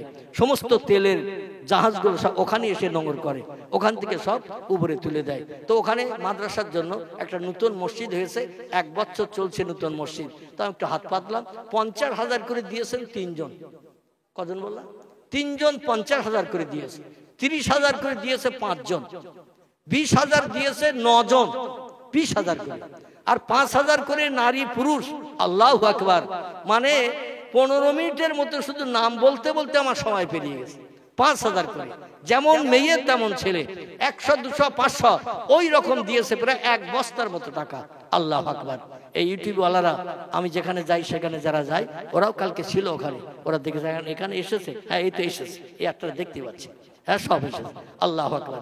তো আচ্ছা, এখন এই কোরআনী তালিমের জন্য, আল্লাহর দ্বীন প্রতিষ্ঠার জন্য আমি আপনাদের কাছে অনুরোধ রাখবো, যদি কারো পকেটে থাকে তাহলে 20, 50, 100, 200 আপনারা একটু দিয়ে যাবেন আমার ভাইরা। পরবর্তীতে যখন কোরআনী মক্তব হবে বা কোরআনী তালিম চলবে, তখন সেখানে খরচ খরচা করা যাবে, বা মেয়েদের দ্বীনি তালিমের জন্য, ছেলেদের দ্বীনি তালিমের জন্য কাজে লাগানো যাবে।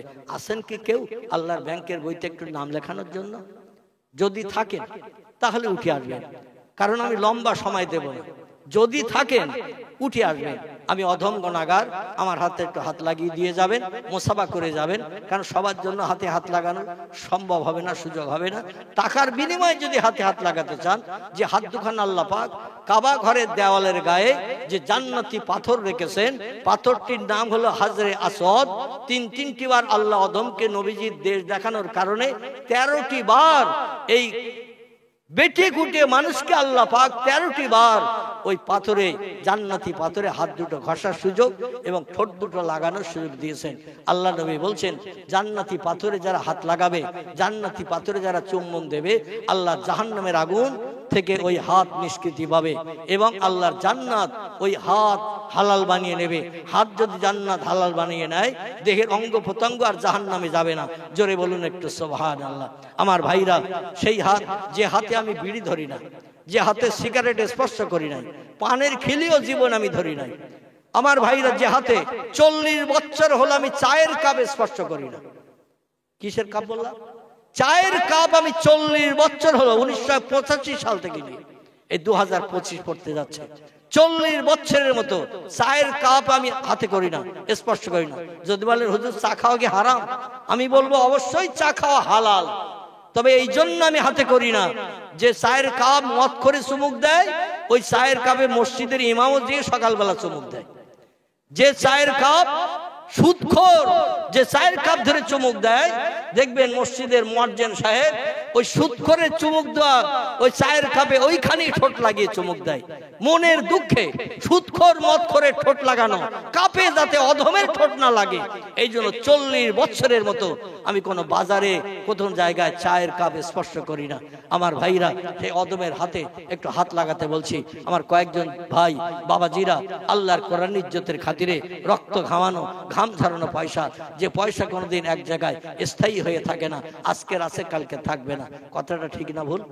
টাকা কোনোদিন কারো কাছে স্থায়ী থাকে না, আজকের আছে কালকে থাকবে না। কিন্তু আল্লাহর ব্যাংকে জমা দিলে সুদের সুদ তস্য সুদের মতো সাদকায়ে জারিয়া চালু হবে কিয়ামত অবধি। আপনি মরে যাবেন কবরে, মরে যাবেন কবরে, সাদকায়ে জারিয়া চালু থাকবে কিয়ামত অবধি। জোরে বলুন একটু সুবহানাল্লাহ। এই জন্য টপ টপ করে চলে আসেন, এখনই দোয়া করে দিয়ে দেবো। আল্লাহ, তোমার বান্দারা কেউ 100, কেউ 50, কেউ 20 টাকা, আয় আল্লাহ যার যেমন পারো কথা ক্ষমতা আছে, তোমার কোরআন ইজ্জতের খাতিরে আমি অদম আমার হাতে দান করে যাই। একজন আমার বাবাজি দিলেন 100, আর একটা ছোট্ট বাচ্চা ছেলে দিয়ে গেল এমন করে 50 টাকা, আর একটা ছোট্ট বাচ্চা দিয়ে গেল 50 টাকা, আমার আরেকজন যুবক ভাই তিনি দিয়ে গেলেন 50 টাকা। আল্লাহ যে যা দান করছেন, দানকে কবুল করুন, মনোবাঞ্ছা পূর্ণ করুন, উদ্দেশ্য সফল করুন, এও কাল পরকালে ভালো দান করুন। কিয়ামতের কঠিন দিন, মুসিবতের সময়, যেদিন বাপ ছেলের হবে না, ছেলে বাপের হবে না, মা মেয়ের হবে না, আপনজন আত্মীয় স্বজন কেউ কারো দিকে ফিরেও তাকাবে না, সেদিন দান আয় আল্লাহ তোমার দানখানি বান্দাদের জন্য নাজাতের ওসিলা বানিয়ে দিয়ে তোমার দয়ার জান্নাত, জান্নাতুল ফেরদাউস হালাল বানিয়ে দেবেন। সকলে বলুন আমিন, জোরে বলুন আমিন।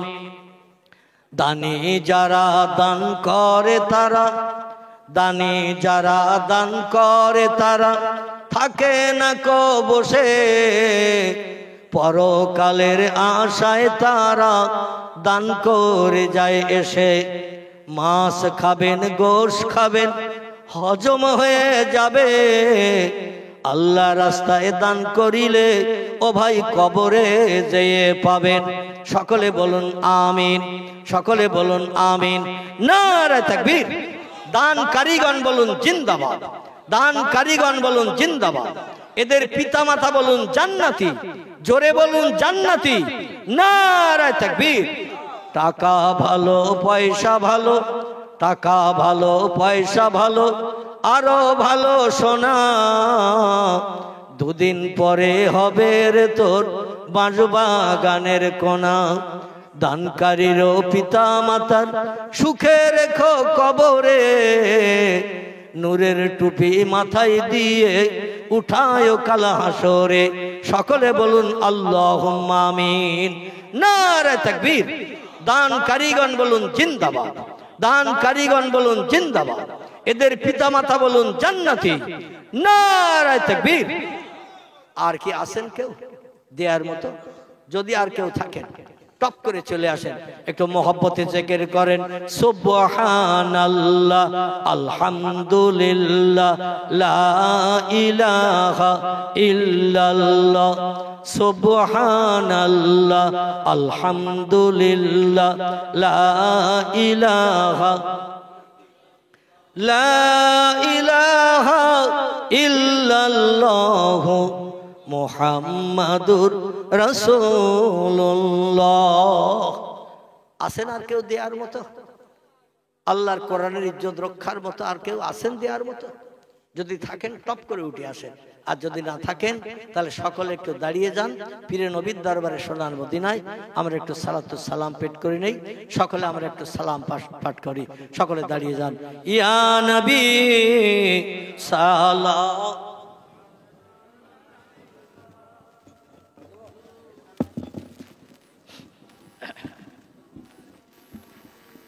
ইয়া হাবিব সালাম,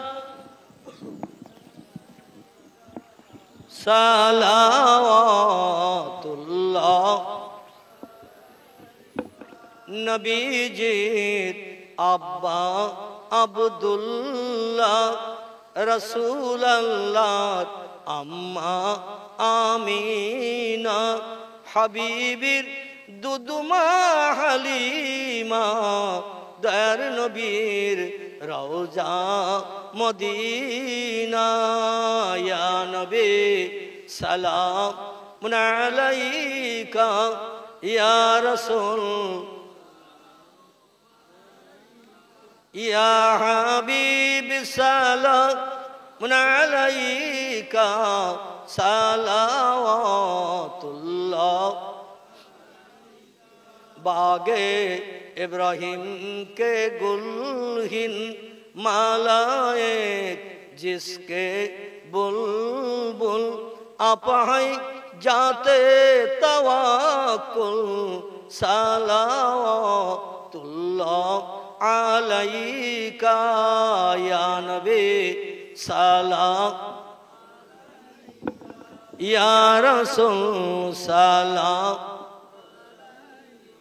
या हबीब सलाम, सलावतुल्लाह।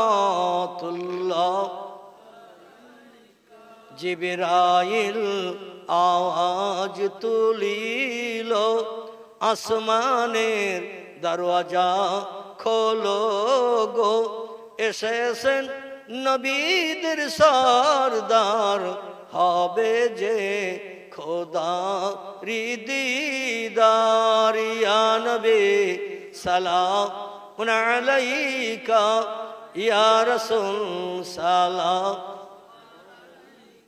ইয়া হাবিব সালাম, সালাওয়াতুল্লাহ আলাইকা। সকলে বসে পড়ে। ইয়া রাব্বি সাল্লাম সাল্লাম দাইমান আবাদা আলা নবিকা খায়রি খালকি কুল্লিহি, भेजाए रब मेरे दर्द सलाम बरगुशीदा नबी पर अपने मदम, बलगल उला बे कमालिही, कशफत तुजा बे जमालिही, हसनत जमियो खिसालिही, सल्लु अलैहि।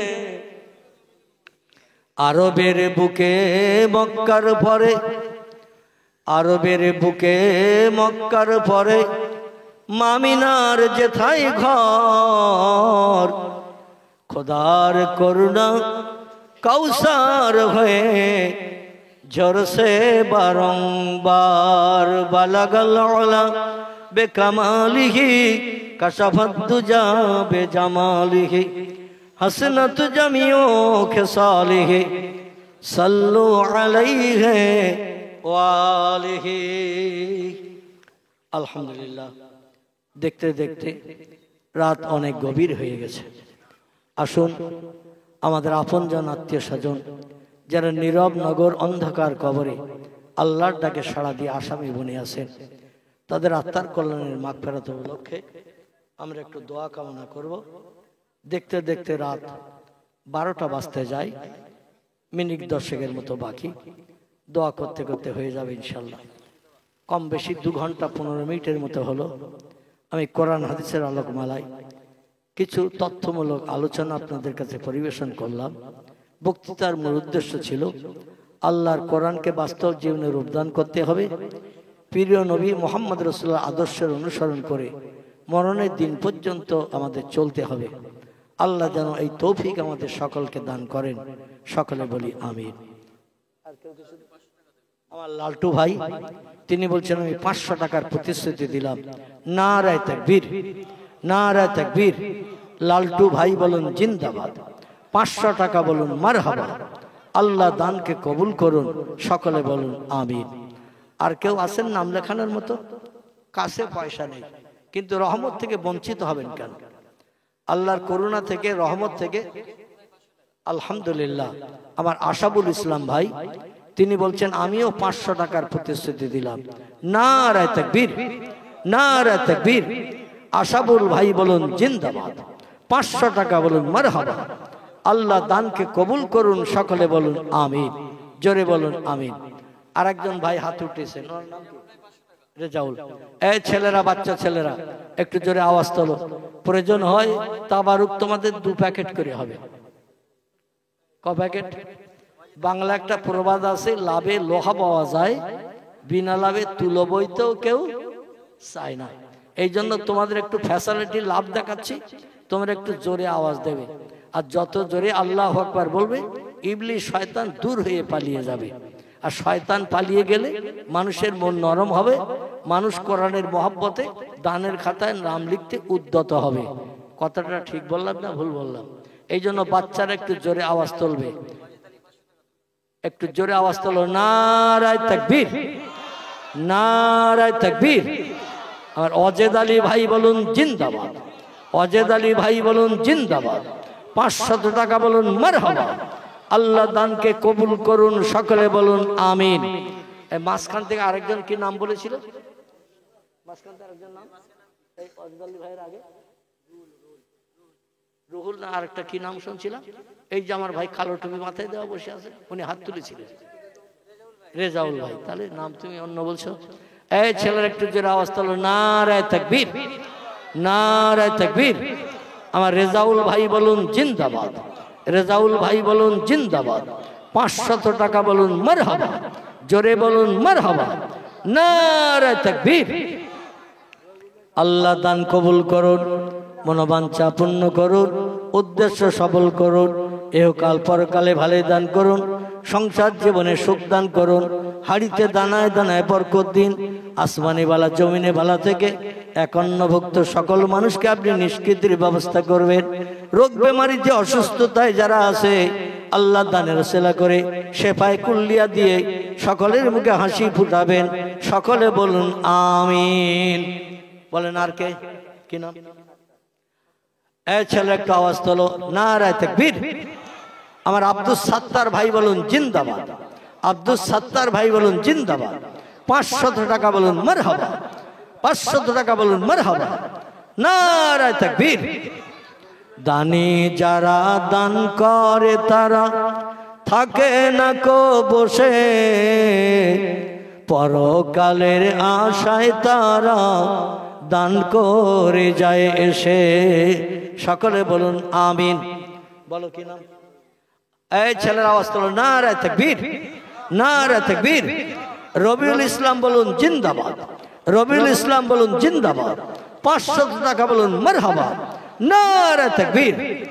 আল্লাহ দান কবুল করুন, মনোবাঞ্ছা পূর্ণ করুন, উদ্দেশ্য সফল করুন, একাল পরকালে ভালোই দান করবেন। 51ভুক্ত যত মানুষ সংসারে আছে আল্লাহ বেশি বেশি করে বরকত দান করে দিয়ে সংসারকে সুষ্ঠুভাবে পরিচালনার তৌফিক দান করবেন। আসমানি বালা জমিনে বালা থেকে দানকারীদের হেফাজত করবেন। বাচ্চাকে কঠিন রোগ বেমারি থেকে নিষ্কৃতি দিয়ে সুখে সংসার পরিচালনা করাবেন। সকলে বলুন আমিন। বলেন আহারে আমার মাহবুদের নামের সঙ্গে নাম আমার আব্দুল গফফার ভাই, উনি বলছেন আমি কেন থাকবো, বঞ্চিত কেন রহমত থেকে হব? এই বাচ্চার আওয়াজ তোলো। নারায়ে তাকবীর, নারায়ে তাকবীর। আব্দুল গফফার ভাই বলুন জিন্দাবাদ। আব্দুল গফফার ভাই বলুন জিন্দাবাদ। 500 টাকা বলুন মারহাবা। নারায়ে তাকবীর। আশানুর ভাই তিনি বলছেন আমিও 500 টাকার প্রতিশ্রুতি দিলাম। নারায়ে তাকবীর। আশানুর ভাই বলুন জিন্দাবাদ। 500 টাকা বলুন মারহাবা। আল্লাহ দানকে কবুল করুন, সকলে বলুন আমিন। বলেন আর কে কে আছেন? টপ টপ করে বলেন। নগদ যদি কারো কাছে থাকে 20, 50, 100, 200 নগদও দিয়ে যান। কাছে না থাকলে নাম লিখে দেন। পরবর্তীতে আপনি প্রতিশ্রুতি পূর্ণ করবেন। আল্লাহ আপনাকে অপমান করবেন না। আল্লাহ কোরআনে বলছেন মান জাবিল হাসানা, যে লোকটা ভালো কাজ করে, সৎ কাজ করে, কোরআন ইজ্জত রক্ষা করে, আমি আল্লাহ 1 টাকায় 10 টাকা লাভ হাতে হাতে দেখাই। জোরে বলুন একটু আমিন। আমার বাবা যে কি বলছেন বলেন কত? আমার একজন যুবক ভাই 120 টাকা নগদ দিয়ে গেলেন। রক্ত ঘামানো, ঘাম ঝরানো পয়সা আল্লাহ কোরআনের ইজ্জতে দান করে গেলেন। দানকে কবুল করুন, মনোবাঞ্ছা পূর্ণ করুন, সংসারকে সুখময় করুন, আয় রোজগারে, ব্যবসায়, কারবারে বরকত দান করুন। জীবন নাশক শত্রুর কবল থেকে দানকারীকে হেফাজত করবেন। সকলে বলুন আমিন। নারে তাকবীর। আহারে আমার আব্দুল আজিজ ভাই, ইনি আবু বকর সিদ্দিকের মতো মর্যাদা রক্ষা করেছেন। এই বাচ্চারা একটু জোরে আওয়াজ তোলো, নারে তাকবীর, নারে তাকবীর। আব্দুল আজিজ ভাই বলুন জিন্দাবাদ। আব্দুল আজিজ ভাই বলুন জিন্দাবাদ। 1000 টাকা বলুন মারহাবা। জোরে বলুন মারহাবা, নারে তাকবীর। আহারে আমার আব্দুল আজিজ ভাইয়ের মতো আরেকজন জোড়া কে হবেন? আল্লাহ জোড়া বড় পছন্দ করেন, জোড়া বড় ভালোবাসেন। আল্লাহ পাক রব্বুল আলামিন জান্নাতের সঙ্গে জাহান্নামের জোড়া করেছেন, চাঁদের সঙ্গে সূর্যের জোড়া করেছেন, আসমানের সঙ্গে জমিনের জোড়া করেছেন, নারীর সঙ্গে পুরুষের জোড়া করেছেন, রাতের সঙ্গে দিনের জোড়া করেছেন, সাগরের সঙ্গে জমিনের জোড়া করেছেন। আল্লাহ জোড়া বলো ভালোবাসেন। নিজের নামের পাশে নবীজির নাম লিখেও আল্লাহ আরশ কুরসি ধন্য করে জোড়া বানিয়ে রেখেছেন। জোরে বলুন একটু আমিন। এই জোড়ার মর্যাদা রক্ষা করতে 1000 টাকা কে দেবেন? টপ করে একটু নাম বলেন। এক, আল্লাহু আকবার। এই ছেলে একটু জোরে আওয়াজ তোলো, নারে তাকবীর, নারে তাকবীর। আরিজুল বলুন জিন্দাবাদ। আরিজুল ভাই বলুন জিন্দাবাদ। 1000 টাকা বলুন মারহাবা। আল্লাহ দানকে কবুল করে নিন। সকলে বলুন আমিন। আয় রোজগারে, ব্যবসায়, চাষে, কারবারে বেশি বেশি করে বরকত দান করুন। হাঁড়িতে দানায় দানায় উন্নতি দান করুন। সংসার জীবনকে সুখময় করুন। হাসরের মাঠে নবীর উম্মতের তালিকায় নাম নথিভুক্ত করে হিসাব নিকাশবিহীন দয়ার জান্নাত, জান্নাতুল ফেরদাউস আল্লাহ হালাল বানিয়ে দেবেন। সকলে বলুন আমিন। নারে তাকবীর। আর আমার নজরুল ভাই তিনি বলছেন আমিও 500 টাকার প্রতিশ্রুতি দিলাম। নারে তাকবীর। আমার নজরুল ভাই বলুন জিন্দাবাদ। 500 টাকা বলুন মারহাবা। আল্লাহ দান কবুল করে নিন। সকলে বলুন আমিন। বলেন আর কে আছেন? টপ টপ করে নাম বলেন। আল্লাহর ব্যাংকের বইতে একটু নাম লিখে দেন। আজকের বেঁচে আছেন, কালকে নাও থাকতে পারেন। 2 দিন পর আজরাইল এসে সাক্ষাৎ করতে পারে। আচ্ছা, আজরাইল এসে যদি কোনোদিন দেখা দেয় ছেড়ে দিয়ে চলে যাবে তো? কথা বলে। আজরাইল এসে যদি কোনোদিন সামনে দাঁড়িয়ে যায়, আমাকে আপনাকে ছেড়ে দিয়ে চলে যাবে তো? দুনিয়ার কেউ তারে ফিরাতে পারেনি। পয়গম্বর মোহাম্মদ রাসূলুল্লাহর প্রাণ নাশ করিয়ে মসজিদে নববীর তলায় কবরস্থ করিয়ে রেখে গেছেন। এজন্য আমাদেরও প্রাণ নাশ করে বিবিরে বিধবা বানাবে, সন্তানের এতিম করবে, ঘর বাড়ির বহুমা পরিত্যাগ করে অন্ধকার কবরে বিনা বিছানায় বিনা বেডশিটে আমাদের হাজার হাজার বছর কবরের ভিতরে শুয়ে থাকতে হবে না? হবে না? আমার ভাইরা, সেই কবর যদি নাজাতের জায়গা বানাতে চান, একটু আল্লাহর ব্যাংকের বইতে নাম লেখেন। নবী বলছেন আর সাদাকাতু তারাদুল বালা, দান সাদকা যারা আল্লাহর রাস্তায় করে আল্লাহ তাদের বালা মুসিবত দূর করেন, সংসারের অভাব দূর করে দেন, রোগ বেমারি থেকে আল্লাহ নিষ্কৃতি দিয়ে সে বাড়ির মানুষের মুখে হাসি ফুটিয়ে দেন। জোরে বলুন আমিন। বলো। আমার মেন্টা ভাইয়ের ছেলে রেজওয়ান ভাই তিনিও বলছেন আমি 500 টাকার প্রতিশ্রুতি দিলাম। নারে তাকবীর। রেজওয়ান ভাই বলুন জিন্দাবাদ। 500 টাকা বলুন মারহাবা। আল্লাহ দান কবুল করে নিন। সকলে বলুন আমিন। ও আমার মায়েরা বোনেরা, কোরিয়ান কম্বল মুড়ি দিয়ে কি শুয়ে পড়েছেন দোয়ার আগে? অনেক ছেলেরা নাম লিখছে দেখছি, কিন্তু মেয়েদের নাম এখনো একটাও আসেনি। এসেছে? এই মেয়েদের নাম এসেছে? আচ্ছা, ওদের বোধহয় কবরে যেতে হবে না মেয়েদের? তো ওদের কবরে যেতে হলে তো ওরা দুটোটা নাম তো লিখা তো।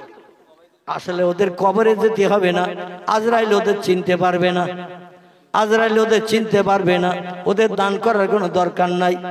ও আমার মায়েরা বোনেরা, স্বামী আপনার হবে না, ছেলে আপনার হবে না, মেয়ে আপনার কাছে পরিচয় দেবে না, ভাই বোন আপনজন আত্মীয় স্বজন বিপদের দিন কেউ একটু ফিরেও পর্যন্ত তাকাবে না। সেদিনে চিন্তা করে একটু নাম লিখে দেন খাতায়, যেদিন কেউ পাশে দাঁড়াবে না, এই দান আপনার জন্য নাজাতের ওসিলা হয়ে যাবে। সকলে বলুন আমিন।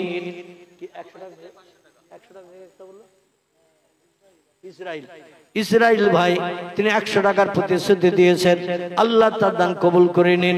সকলে বলুন আমিন। ওবায়দুল ভাই তিনি বলছেন আমি 500 টাকার প্রতিশ্রুতি দিলাম। নারায়ে তাকবীর। ওবায়দুল ভাই বলুন জিন্দাবাদ। 500 টাকা বলুন মারহাবা। আল্লাহ দান কবুল করে নিন। সকলে বলুন আমিন। বলুন আর কে আছেন? আমার নাজির ভাই তিনি বলছেন প্রতিশ্রুতি, আমার নাজির ভাই 200 টাকার প্রতিশ্রুতি দিয়েছেন, আল্লাহ তার প্রতিশ্রুতি পূর্ণ করার তৌফিক দান করবেন, মাথা উঁচু করে চলার তৌফিক দান করবেন, আল্লাহ প্রতিশ্রুতি পূর্ণ করিয়ে তার ইজ্জত রক্ষা করাবেন। সকলে বলুন আমিন। আসেন আর কে আছেন? আছেন কেউ? আল্লাহু আকবার। এবছর তাওয়ারুক হয়েছে নাকি? আল্লাহু আকবার। আমি তো বাচ্চাদের আগে থাকতে আমি তথ্য দিয়েছি যে 2 প্যাকেট হবে, কিন্তু আমার শোনা হয়নি তাবারুক হয়েছে কিনা। আমার স্নেহ ভাজন মাওলানা হাবিব সাহেব তিনি বলছেন যে বিরানি হয়েছে। আল্লাহু আকবার। তো সেই বিরানি উপলক্ষ করে আগামী বছরের একজন ভাই 1 বস্তা চালের প্রতিশ্রুতি দিয়েছেন। আপনারা খুশি হলেন না অখুশি হলেন? সামনের বছর আবার বিরানি হোক, এটা চান না চান না? যে যে চান একটু হাত তুলুন তো দেখি, হাত কটা দেখি। বিরানি সামনের বছর হোক। আচ্ছা এই কটা লোক যখন হাত তুলেছে তাহলে সামনের বছর বিরানি হবে না, শুধু বাতাসা দেবে। মানে এই কটা লোক যখন বলছে যে বিরানি হোক আর বাকি লোক যখন বিরানি চাচ্ছে না, তাহলে আগামী বছর জলসায় ও সাদা বাতাসা না গুড়িয়ে বাতাসা দেবে, লাল বাতাসা। রাজি আছেন তো নাকি? আহারে হ্যাঁ, গুড়িয়ে বাতাসা। কারণ আপনারা যখন বিরানি চাচ্ছেন না, আমার একজন ভাই বিরানি উপলক্ষ করে 1 বস্তা চালের প্রতিশ্রুতি দিয়েছে। নামটা কি? আল্লাহু আকবার। আলামিন। কত সুন্দর নাম আমার ভাইরা। বিশ্ব নবীর নাম ছিল আলামিন। জোরে বলুন একটু সুবহানাল্লাহ। বিশ্বাসী, সত্যবাদী, যিনি জীবনে একটা মিথ্যা কথা বলেননি, সেই নামের ইজ্জত রক্ষার্থে আমার আলামিন ভাই আগামী বছরের তাবারুকের জন্য 1 বস্তা চালের প্রতিশ্রুতি দিয়েছে। নারায়ে তাকবীর, নারায়ে তাকবীর। আমার আলামিন ভাই বলুন জিন্দাবাদ। আলামিন ভাই বলুন জিন্দাবাদ। 1 বস্তা চাল দেবেন, বলুন মারহাবা। জোরে বলুন মারহাবা। আচ্ছা চাল কি কন্ট্রোলের চাল দেবে না বিরিয়ানির চাল দেবে? সেটা তো শোনা হয়নি। চাল তো 2 রকম হয়, ঠিক কি না? রেশনের চাল হয়, আবার বিরিয়ানির চাল হয় একটু লম্বা লম্বা, ঠিক কি না? আর কি চাল দেবেন একটু শুনে নাও। হ্যাঁ কি চাল দেবেন 1 বস্তা? আল্লাহু আকবার। আপনারা খুশি হলেন না অখুশি হলেন? ও মোটা চালের বিরিয়ানি কি ভালো লাগবে? উনি বলছেন যে চালে বিরিয়ানি হয় সেই চাল দেব। চিল্লায়ে বলুন আমিন। জোরে বলুন আমিন। নারায়ে তাকবীর। আচ্ছা চাল যখন হলো, বিরিয়ানি চালের সঙ্গে রান্না করতে গেলে বিরিয়ানিতে আর কি দিতে হয়? স্পেশাল চালের সঙ্গে আর কি দিতে হয়? একটু কথা বলবেন তো। গোশ কি, শশা, ও মশলা। তো মশলার আগে চালের সঙ্গে অ্যাডজাস্ট করতে হবে তো। মানে যে জিনিসটা না দিলে বিরিয়ানির নাম হবে না, সে জিনিসটার নাম হলো গোশ। কি ঠিক না ভুল? এই গোশ আপনারা 5 কেজি করে বলেন, 5 কেজি করে। হ্যাঁ অবশ্যই, গোশ না দিলে বিরিয়ানি টেস্টফুল হবে না। গোশ অবশ্যই লাগবে, অন্যথায় বিরিয়ানি হবে না, ওর আলাদা নাম হবে। এই জন্য 5 কেজি করে গোশ দেবেন। একটু নাম বলেন টক টক করে। 5 কেজি করে, খুব বেশি পয়সা লাগবে না, মানে 1000 টাকার ভিতরে হয়ে যাবে ইনশাল্লাহ, নাকি? তো 1000 টাকা করে 5 জন বলেন, 25 কেজি অন্তত গোশ হোক। লোক তো খুব বেশি না, 2-500 লোক না, সম্ভবত 150-200 মতো লোক হবে। এখানে আমার ভাইরা বসে আছে, আর পর্দার আড়ালে কিছু মা বোনেরা আছে না নাই? আছে না নাই? আছে। তাদের জন্য অন্তত 5 কেজি করে একটু বলেন। আমার যুবক ভাইরা, ব্যবসায়ী ভাইরা, কারবারি ভাইরা, চাকরিজীবী যদি কোনো ভাই থাকেন, আল্লাহ আপনার চাকরিতে প্রমোশন দেবেন, উন্নতি দেবেন, এমন করে মাইনে বাড়িয়ে দিয়ে দেবেন। আল্লাহ ইচ্ছা করলে রাতকে দিন বানান, দিনকে রাত বানান, মরাকে জিন্দা করেন, জিন্দাকে মারেন। আল্লাহ যেটা ইচ্ছা করেন সেটা করেন। এই জন্য 5 কেজি করে গোশ একটু নাম বলেন তো দেখি, টপ টপ করে নাম বলেন, দেরি করবেন না, দোয়া করে দেবেন, বলেন। তাহলে আপনাদের এখানে বিরিয়ানিতে গোশ লাগে না, এই জন্য বাচ্চারা বলছিল গোশ লাগবে না মশলা। তাহলে আমি গোশ, হ্যাঁ লাগবে মশলা।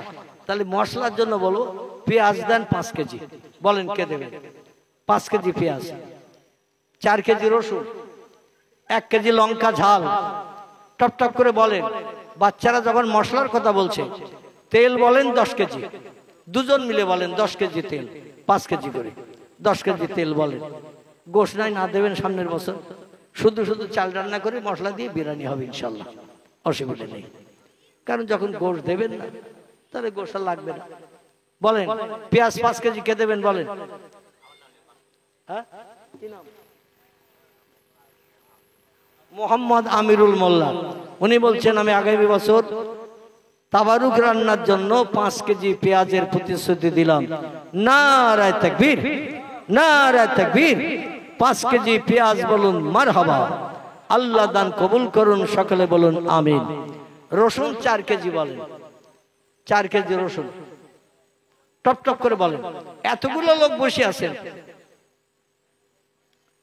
একটু ভাগ করে নেন, একজন একজন করে এক একটা জিনিসের ভাগ করে নেন, টপ করে হয়ে যাবে। 10-এর কুটো 1-এর বোঝা, 10 জন হাত ঝাড়া দিলে কাজ হয়ে যাবে। একজনের পক্ষে বোঝা বইতে কষ্ট হবে। এই জন্য 5 জন 7 জন মিলে এক একটা জিনিসের দায়িত্ব নিয়ে নেন। বলেন রসুন কে দেবেন 4 কেজি, 1 কেজি লঙ্কা কে দেবেন ঝাল ঝাল, লঙ্কা শুকনো ঝাল কে দেবেন বলেন। 5 কেজি তেল, নুন চাবো না আমি, ও লবণ চাইলে সবাই হাত তুলবে, লবণ চাবো না, ওটা এমনি এমনি হয়ে যাবে ইনশাল্লাহ। যে ফকির ভিক্ষুক সেও লবণ দিতে চাবে না, চাবে না, ওটা চাবে। এই জন্য বলেন রসুন কে দেবেন, লঙ্কা কে দেবেন, জিরে মরিচ মশলা এলাচ ইত্যাদি দিয়ে যে মশলাটা বানানো হয়, দালচিনি লবঙ্গ এটা ওটা, এটা কে দেবেন মশলা বলেন, নাম বলেন, টপ করে বলেন। আমার মোস্তাকিন ভাই উনি বলছেন গোশত তো কেউ দিল না, তখন তো আলু দিয়ে নাই বিরিয়ানি হোক, আলুর বিরিয়ানিও হয়। উনি বলছেন আমি 10 কেজি আলুর প্রতিশ্রুতি দিলাম। নারায়ে তাকবীর। আমার মোস্তাকিন ভাই বলুন জিন্দাবাদ। 10 কেজি আলু দেবেন বলুন মারহাবা। আল্লাহ দান কবুল করুন, সকলে বলুন আমিন। আচ্ছা তেল বলেন, তেল 5 কেজি করে। মাসুম এবং ইসরাইল 2 কেজি রসুন, দুজন 1 কেজি করে, দুজন 1 কেজি করে 2 কেজি রসুন দেবেন। নাম দুটো লিখে নাও। আল্লাহ ভাইয়ের দান কবুল করুন, সকলে বলুন আমিন। আচ্ছা 1 কেজি লঙ্কা ঝালকে দেবেন বলেন। আমার বাবাজি হাত তুলেছেন, নামটা কি? এই বাবাজির নাম কি? জনাব আলী গাজী। উনি বলছেন 1 কেজি লঙ্কা দেব আমি, ঝাল দেব। নারায়ে তাকবীর, নারায়ে তাকবীর। আমার মুরব্বী বাবাজি বলুন মারহাবা, মুরব্বী বাবাজি বলুন মারহাবা। আল্লাহ দান কবুল করুন, সকলে বলুন আমিন। এবার তেল বলেন, তেল, তেল বলেন 5 কেজি যদি বোঝা হয় 2 কেজি করে বলেন, 2 কেজি করে সরিষার তেল। মনে হয় 120 টাকা কেজি হবে নাকি সরিষার তেল? 180। আমি তো কিনি টিনি না, ছেলেরা খাওয়াই তাই খাই, এই জন্য আমার দাম সঠিক জানা নাই।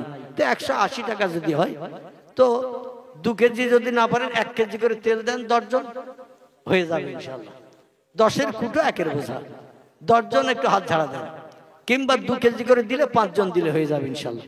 বলেন তেল কার কার নামে লিখবো, টপ টপ করে বলেন। এতগুলো মানুষ, একটু আপনারা দায়িত্ব নেন, একটু দায়িত্ব নেন। আল্লাহু আকবার।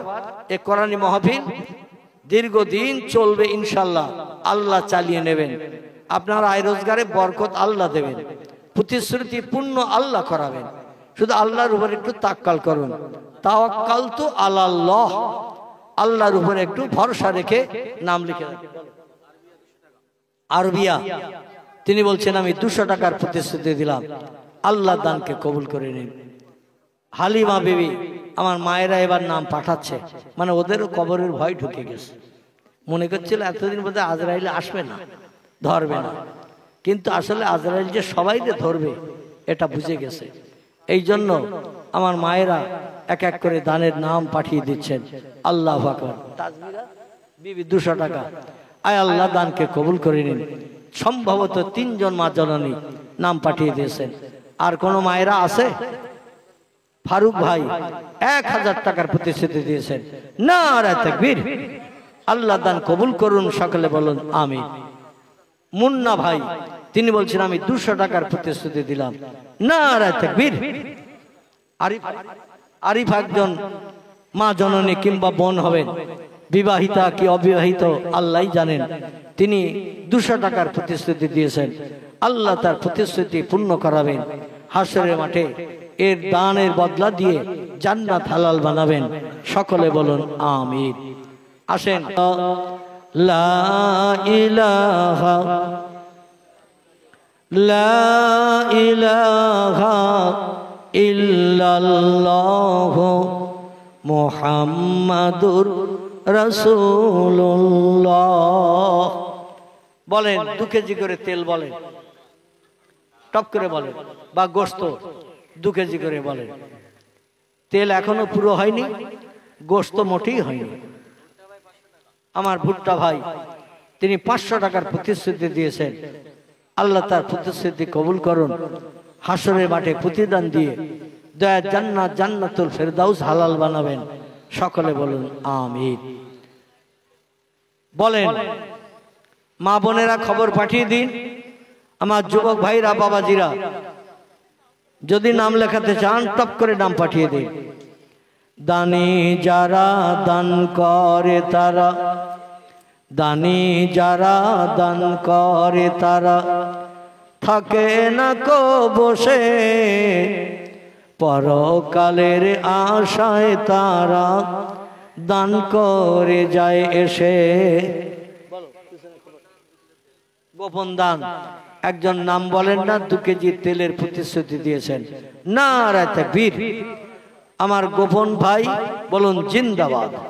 2 কেজি তেল বলুন মারহাবা। আল্লাহ দান কবুল করুন, সকলে বলুন আমিন।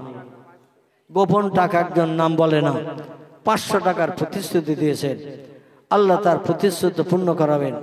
সংসারে ব্যবসায় কারবারে চাষে বরকত দেবেন। হাড়িতে দানায় দানায় উন্নতি দিয়ে আয় আল্লাহ তার সংসারকে সুখময় করাবেন। সকলে বলুন আমিন। আছেন আর কেউ নাম লেখানোর মতো, দেওয়ার মতো আর কেউ আছেন? যদি থাকেন টপ করে আসেন। বিসমিল্লাহ সহ আলহামদু শরীফ, সূরা ফাতিহা একবার পড়েন, সূরা ইখলাস কুল আল্লাহ শরীফ 3 বার পড়েন, আর দরুদ শরীফ কয়েকবার পড়েন। এই পড়তে পড়তে যদি কেউ নাম লেখাতে চান চলে আসবেন। পড়া শেষ হয়ে গেলে আমরা দোয়ায় শরীক হব। সূরা ফাতিহা আলহামদু শরীফ একবার, সূরা ইখলাস কুল হু আল্লাহ শরীফ 3 বার এবং দরুদ শরীফ কয়েকবার পড়ে নেন। বিসমিল্লাহির রহমানির রহিম। আলহামদুলিল্লাহি রাব্বিল আলামিন আর রহমানির রহিম মালিকিল ইয়াউমিদ্দিন ইয়াকা না'বুদু ওয়া ইয়াকা নাস্তাঈন। আমার রাকেশ ভাই তিনি 1 কেজি তেলের প্রতিশ্রুতি দিয়েছেন। আল্লাহ তার প্রতিশ্রুতি পূর্ণ করাবেন। দানকে কবুল করে নিন। সকলে বলুন আমিন। আর যদি কেউ থাকেন এই পড়তে পড়তে টপ টপ করে নাম লিখে দেবেন। বিসমিল্লাহির রহমানির রহিম। কুল হুয়াল্লাহু আহাদ। হ্যাঁ বিসমিল্লাহির রহমানির রহিম। বিসমিল্লাহির রহমানির রহিম। বিসমিল্লাহির রহমানির রহিম। اللهم صل على سيدنا محمد وصحابه وبارك وسلم. اللهم صل على سيدنا محمد النبي الأمي وعلى آله وصحبه وبارك وسلم. اللهم صل على سيدنا محمد. রোহিত ভাই তিনি শেষ বেলায় 1 কিলো তেলের প্রতিশ্রুতি দিয়েছেন। আল্লাহ তার তেল কবুল করুন। আল্লাহ জান্নাতের নেয়ামত হাসরে নসিব করাবেন, কাউসারের পানি বরাদ্দ করাবেন। সকলে বলুন আমিন। আমার বাবু ভাই উনি বললেন গোশ না হলে বিরিয়ানির মর্যাদা রক্ষা হয় না, এজন্য কেউ যখন নাম লেখালো না, আমি মোহাম্মদ বাবু ভাই 5 কেজি গোশের প্রতিশ্রুতি দিলাম। এই বাচ্চার একটু আওয়াজ তোলো, নারায়ে তাকবীর, নারায়ে তাকবীর। আমার বাবু ভাই বলুন জিন্দাবাদ, বাবু ভাই বলুন জিন্দাবাদ। 5 কেজি গোশ দেবেন বলুন মারহাবা, জোরে বলুন মারহাবা, নারায়ে তাকবীর। তাহলে আর একজন হবে 5 কেজি, একজন দিয়েছে বলে চাচ্ছে, আর একজন হবে 5 কেজি গোশ। অন্তত 1 পিস করে অন্তত এক একজনের ক্যারি ব্যাগে ঢুকুক, 1 পিস করে, বেশি ঢোকার দরকার নেই। আর 5টা কেজি কেউ দিতে পারবেন বুকের পাটা লম্বা করে আল্লাহর ব্যাংকের বইতে নাম লেখানোর জন্য? 5টা কেজি গোশত আর একজন কি কেউ নাম লেখাতে পারবেন? আবু বকর সিদ্দিকের দলে দলভুক্ত হয়ে, ওমর ফারুকের নামে নাম নথিভুক্ত করে, ওসমান গনি মদিনার ধনীর নামে নাম নথিভুক্ত করে 5 কেজি গোশ আর কেউ লিখতে পারবেন? যদি পারেন তো নামটা বলে দেন, আর যদি না পারেন তাহলে আমি এই পর্যন্তই ক্ষান্ত করে দিয়ে আপনাদের সকলকে নিয়ে আল্লাহর দরবারে হাত উঠাবো। আপনারা যে যা পড়েছেন সকলে অধমের উপরে হাওলা করে দিন, সকলে দুখানা করে হাত উঠান। আল্লাহুম্মা আমিন। রব্বানা ফাগফির লানা যুনুবানা ওয়া কাফির আন্না সাইয়্যাতিনা ওয়া তাওফানা মা'আল আবরার। রব্বিগফিরলি যুনুবি ওয়ারহাম ওয়া আনতাল গফুরুর রহিম। আয় আল্লাহ, পবিত্র জামাদুস সানি মাসের শেষ লগ্ন, রাতের গভীরে জুমার দিনে গত রাত্রে ভিক্ষুক সেজে দুটি করে হাত সকলে তুলেছি। কুদরতি নজরে বান্দা বান্দীদের দিকে ফিরে তাকান, রহমতের দরজা খুলে দিন, এই কোরআনের মাহফিলকে কবুল করে নিন। সন্ধ্যার প্রাক্কাল থেকে সময় পর্যন্ত এই কোরআনী মজলিসে পাক কালাম কোরআন মাজিদ থেকে বিভিন্ন জবানিতে ইজ্জতপূর্ণ আয়াত সূরা শরীফ তেলাওয়াত হয়েছে। আপনার হাবিবের মহব্বত, প্রেম, ভালোবাসা রক্ষার্থে প্রাণ ভরে দোয়া দরুদ মিলাদ কিয়াম সালাম পাঠ করলাম। জিকির আজগার তাসবিহ তাহলিল যা কিছু করেছে কবুল করুন। দয়া পরবশ হয়ে যদি কিছু সাদকা দান করেন, সর্বাগ্রে সোনার মদিনায় নবীজির আরওয়া পাকে পৌঁছে দিন। तमाम खुलाफाए राशिदीन साहबाए किराम आजाजे मुताहिरीन रसूलेर सकल आल्लाह औलादদের কবরে সদকা পৌঁছে দিন।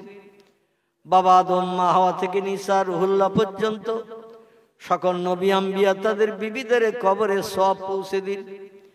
পীরানে বীর দস্তগীর মহিউদ্দিন আব্দুল কাদের জিলানী হুজুর থেকে নিয়ে এ সময় পর্যন্ত যত ওলিয়া উলিয়া গাউস কুতুব নকিব আবদাল শহীদ শাহাদা হাজী গাজী সুবেদার বেশ ইমানদার মুমিন মুসলমান নরনারী অন্ধকার কবরে যারা কবরস্থ হয়ে আছে সকলের কবরে তওবা পৌঁছে দিন।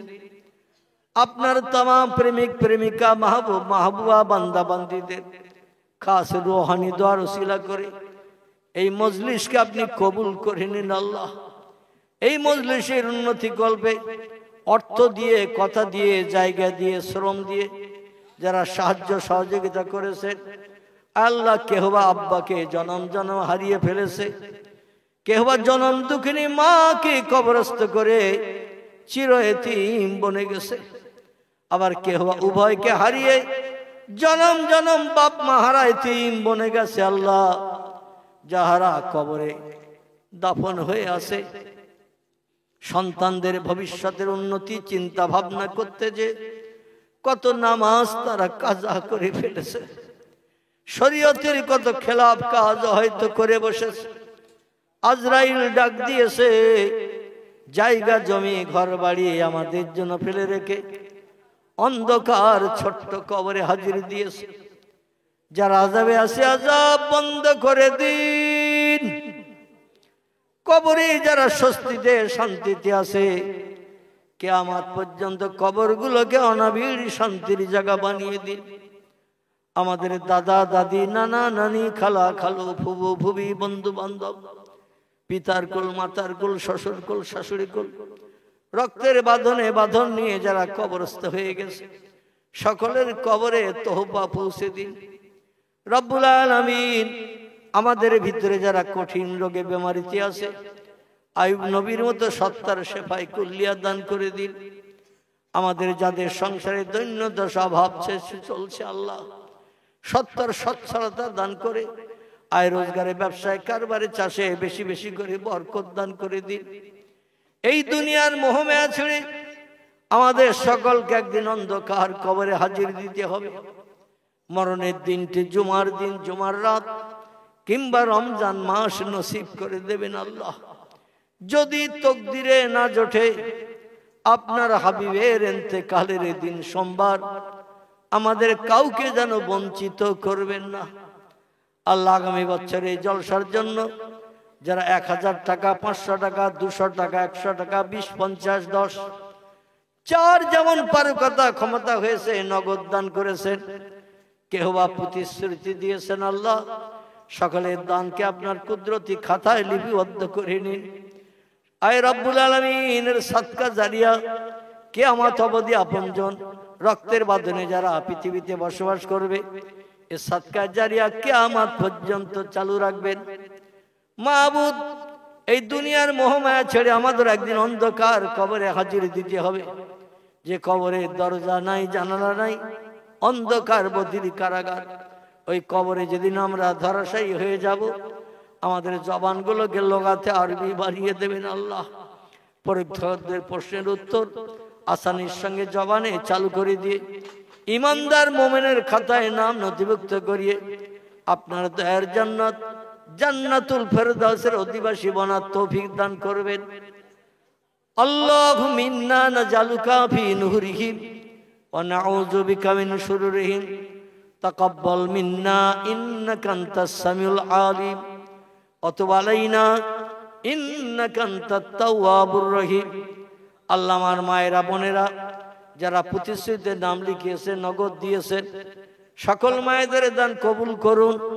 স্বামী ভক্তির নমুনা তাদের হৃদয়ে বেশি বেশি তৈরি করে দিন আল্লাহ। 5 ওয়াক্ত ফরজ নামাজ আদায়ের তৌফিক দিন। মরণের দিন পর্যন্ত পর্দা পুশিদার ভিতরে চলার মা বোনেদের তৌফিক দিন আয় আল্লাহ।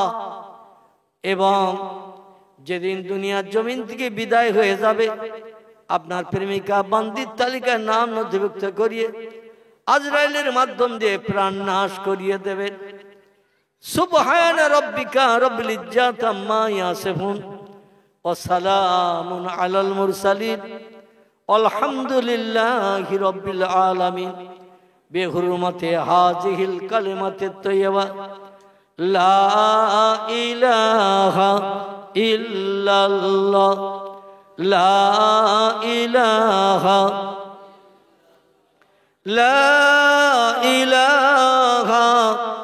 ইল্লাল্লাহু মুহাম্মাদুর রাসূলুল্লাহ। আসসালামু আলাইকুম ওয়া রাহমাতুল্লাহি ওয়া বারাকাতুহু।